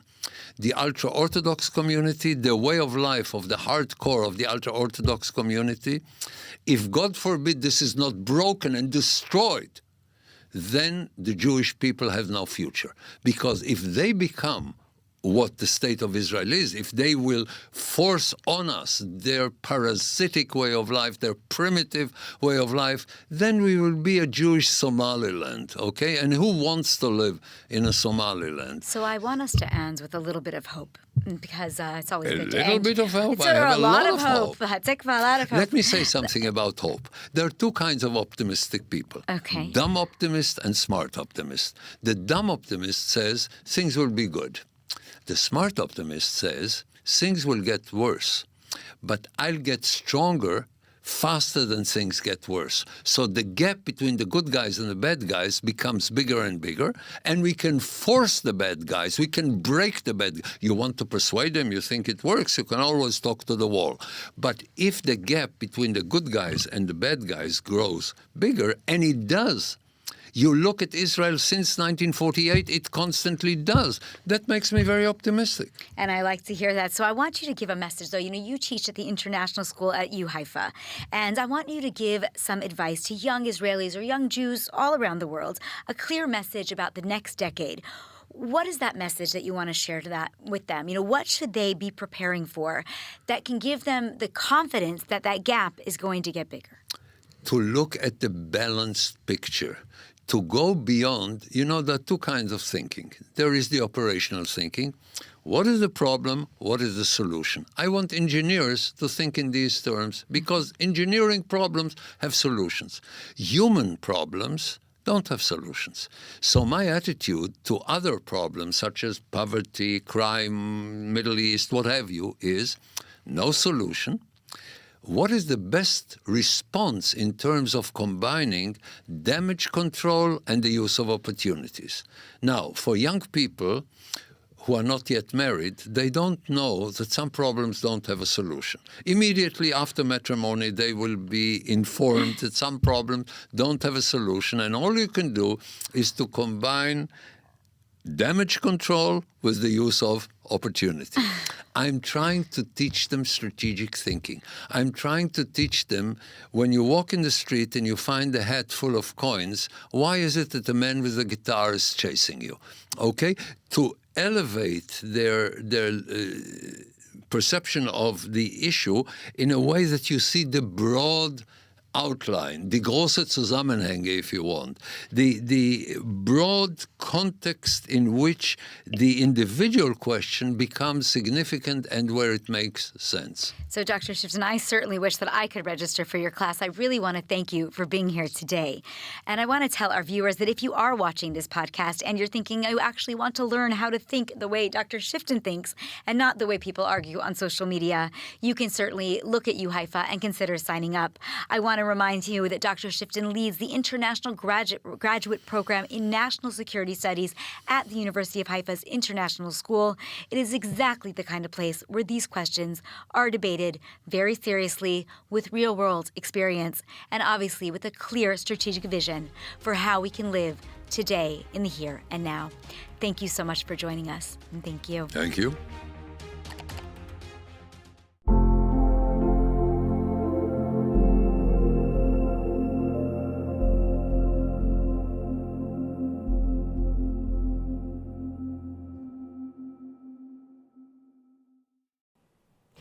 And joining us now with more on the Iranian threat is Norman Rule from United Against a Nuclear Iran. Thank you so much for joining us. Good afternoon. We had a major war in June with the Islamic Republic of Iran. The United States played an historic role, of course, in bombing the nuclear facilities, and shortly after the war was declared over and the Iranian nuclear threat and missiles program set back, we were told by a very long time. Yet here we are, 6 months later, and the regime is restocking, it's rebuilding. And so I want to understand from you, what is the threat from Iran today? Well, the threat is significant. The Israeli government is appropriate to treat this as a serious concern, but there are reasons to believe that an attack from Iran would be unlikely at present. First and foremost, the Iranian government is in a very fragile and delicate situation. Its primary concern is economic and political survival at a very sensitive time in its political history. Secondly, its air defenses proved to be incapable of sustaining any credible defense against Israel, and that still remains the case. However, missiles have always been Iran's primary means of offensive power, and Iran is now demonstrating that it's committed to this, and it's attempting to rebuild and expand this system. So here's the danger for Israel, that Iran will spend the next year expanding the system, expanding it to the point where it would have multiple sites, multiple factories, multiple launch sites, and then in any future conflict, it would seek to overwhelm Israel's defenses to the point where any air defense would be insufficient. What that would do for Iran would be to provide it a shield by which it could then build a nuclear weapons program, provide proxies with an umbrella, provide a variety of different ways by which Iran could project power. So the Israeli concerns are real. Now, how you deal with this requires some careful thought and coordination with Washington, and I think that's what the Prime Minister and the President will be discussing during their upcoming discussions. So it's a serious issue, requires serious discussions and an credible approach. So serious discussions, and Prime Minister Netanyahu, according to reports, to an NBC report, is going to present a plan to President Trump to strike Iran, perhaps in anticipation of what you've just said. Now, how likely is it that President Trump would be prepared to greenlight such a strike, given the fact that he was the one to essentially stop the war, from continuing on, and given the political climate in the United States? I think it would take a number of strategic drivers for the president to decide that a strike at this time would be appropriate. There would be serious consequences to launching a strike. First and foremost, Iran would begin attacks on Israel. And that would require a defensive situation to be set up. There would be an impact on Gaza and that issue. There'd be impact on the region's economy. How often are we going to be dealing with the Iranian nuclear missile program in the future? What is the point of such a campaign? So again, there are a series of discussions that need to be laid out. And the point of that project needs to be understood. So again, this is probably the beginning of a series of discussions. This is a real threat. The Iranians are aggressors. They have no need for this sort of activity. This is a threat for the entire region. So these discussions are serious. They should take place. But this is probably the beginning of what should take place between two such important allies with such close relations on security issues. Mm-hmm. And let's talk for a moment about the U.S. Strategy right now, not just with regards to Iran, but in the entire Middle East. You know, the deals for the F-35s with Turkey, with Qatar, possibly Saudi Arabia. What is the rationale here? And won't this hurt Israel's military edge for the future? Well, I think you need to understand there are different versions of the F-35 capabilities.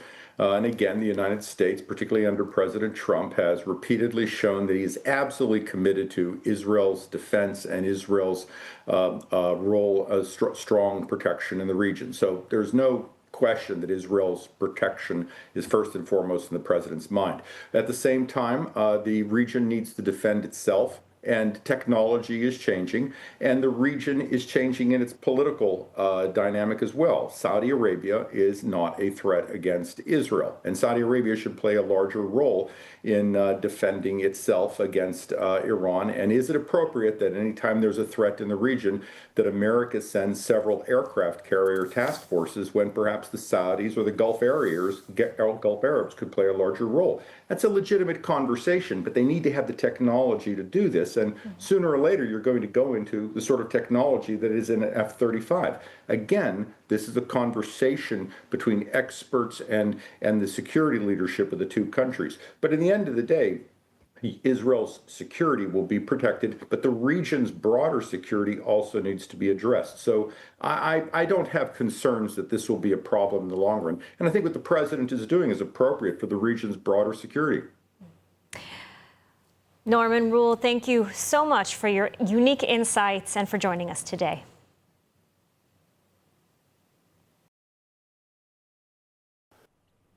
And joining us now with more on the October 7th Inquiry Commission is Emil Whiteman, head of the Libertarian Caucus in the Likud. Emil, thank you for joining us. Thank you.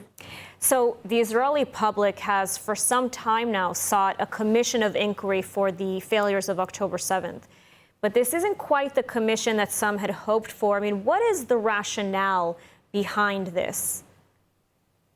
Well, the rationale is really to try to create a commission which is not going to be controversial, which is going to be acceptable both to the right and to the left, and therefore having some sort of a paritetical commission where the right wing is going to be represented, the left wing is going to be represented, center, whatever, all political forces in the country, in such a way as to be able to have the trust of the entire Israeli public.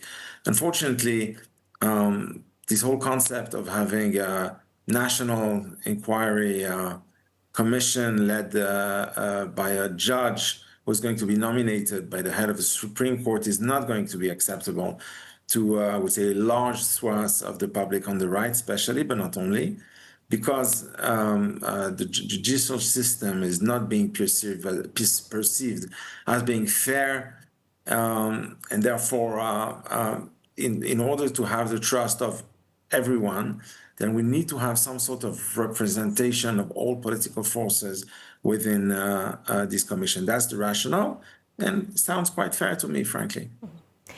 And yet many critics, mostly on the left, are saying that this commission's sole purpose is actually to absolve the government of any blame. I mean, what do you say to this? I don't think so. I think that personality, the people who will be chosen for this commission, should be irreproachable. Should be people whom all of them, whom the public trusts, and therefore it is important that all political forces, both on the left and on the right and in the center, are represented in this commission. Again, sounds quite fair to me, exactly to avoid what you said, which is, again, reasonable fear. It sounds fair to you, but there are those who claim that it's not. We've seen already some protests starting to stir. And, you know, this also reflects sort of a broader battle between the Knesset, the Supreme Court, you know, the right, the left. It's something that has caused a very deep divide in Israeli society in the past. Is there a concern now with this commission that it could stir up these feelings once again? Yes, but the problem you see is that people on the left have kind of renounced on the concept of a representative democracy. It's being said that, you know, if they are themselves in the commission, that's not good enough. So what's good enough? So and that really is the product of the politicization of the Supreme Court and the judicial system itself, which instead of being fair-minded and neutral, and should be serving all Israeli citizens, regardless of their political persuasion, has unfortunately been captured by the left, the radical left, and it's not being fair. That's what the right has been saying for a long time. Emil Weitman, thank you so much for joining us today and for your insights. Thank you. And joining us now with the latest developments on a potential war with the Islamic Republic of Iran is Iranian expert at the INSS, Ben Sabti. Ben, thank you so much for joining us. Hi, good afternoon. Thank you for having me. So the Prime Minister is preparing a plan to strike the Islamic Republic of Iran, and he's set to present this to President Trump during their meeting next week. What will this plan likely include? Yes, I go back a little bit to the basic and remind us that it seems, as I said in these last few months, and I'm happy that the U.S. Ambassador Huckabee repeated it today, that the Iranian regime didn't understand the message of the war because it was stopped suddenly and it was not completed. We didn't fulfill our missions as we wanted, so they understand that they can come back and maybe hit Israel or maybe escalate things as they want. So Israel is getting prepared and making plans for a potential attack, or if Israel has to attack Iran. And Israel brings a lot of information to the meeting with President Trump. Israel is following the rebuilding the capabilities of the Iranians about the missile program.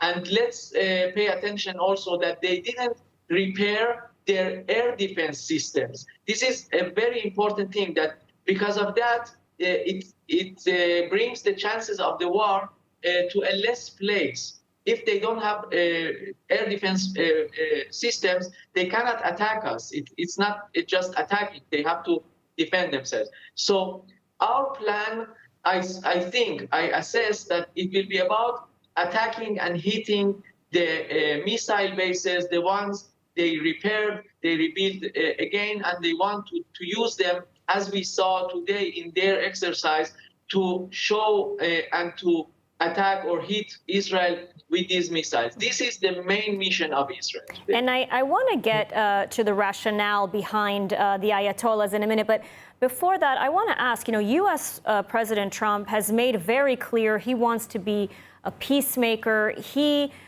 forced Israel in a way to stop the war. He turned the planes around and forced Israel to stop this war. How likely is he to respond positively to Netanyahu's request to strike Iran? And can Israel go at this alone, not necessarily in terms of military power, as you said, Israel has the capabilities, but on the diplomatic front? I mean, can they afford to defy the United States if President Trump refuses to give a green light? First of all, I think that President Trump understands that Iran regime, and not the Iranian people, of course, Iran regime is the threat for his peace program. They are the center of exporting the terror. They are still funding Hezbollah and even trying to fund Hamas. And it's a very difficult thing today, but they want to do it through Turkey or UAE, and sometimes they even succeed with that, bring that money to these terror organizations. So President Trump understands these things. The other plan he can bring to Prime Minister of Israel can be a lot of pressure of sanctions, maybe to bring China not to buy the Iranian oil and bring Iran regime to that place of kind of just survival and not wishing to export more the terror or the missile program. This is one thing in the diplomatic side that President Trump can do. Mm-hmm. Otherwise, I think there's no choice because of what I've said before, because the Iranian regime didn't understand the message of the war. I think that we don't have a choice instead of another attack against the Iran regime. And so you mentioned, the Ayatollahs, they're rushing to rebuild their ballistic missile capabilities, despite the major setbacks that Israel and the U.S. dealt the regime during the last war. And so inside Iran, I mean, what is the rationale? How are they still able to remain so emboldened? I mean, you're saying it's basically a misreading or miscalculation of the reality. Are they bluffing? Are they simply suicidal? I mean, if Iran goes to war with Israel again, will Israel go all the way and try to overthrow the regime, in your opinion? If we look in what is going on inside Iran, that yes, Iran regime seems that they are going to a very suicidal place, but very slowly. They are becoming just like Hamas, but in a very long time. There was a poll from inside the Iranian regime. It was supposed to be a secret poll, and it was revealed, and it says that 92% of the Iranian people are not satisfied with the regime, not without the products, not without the prices, not about the social issues. They are not satisfied with the whole regime.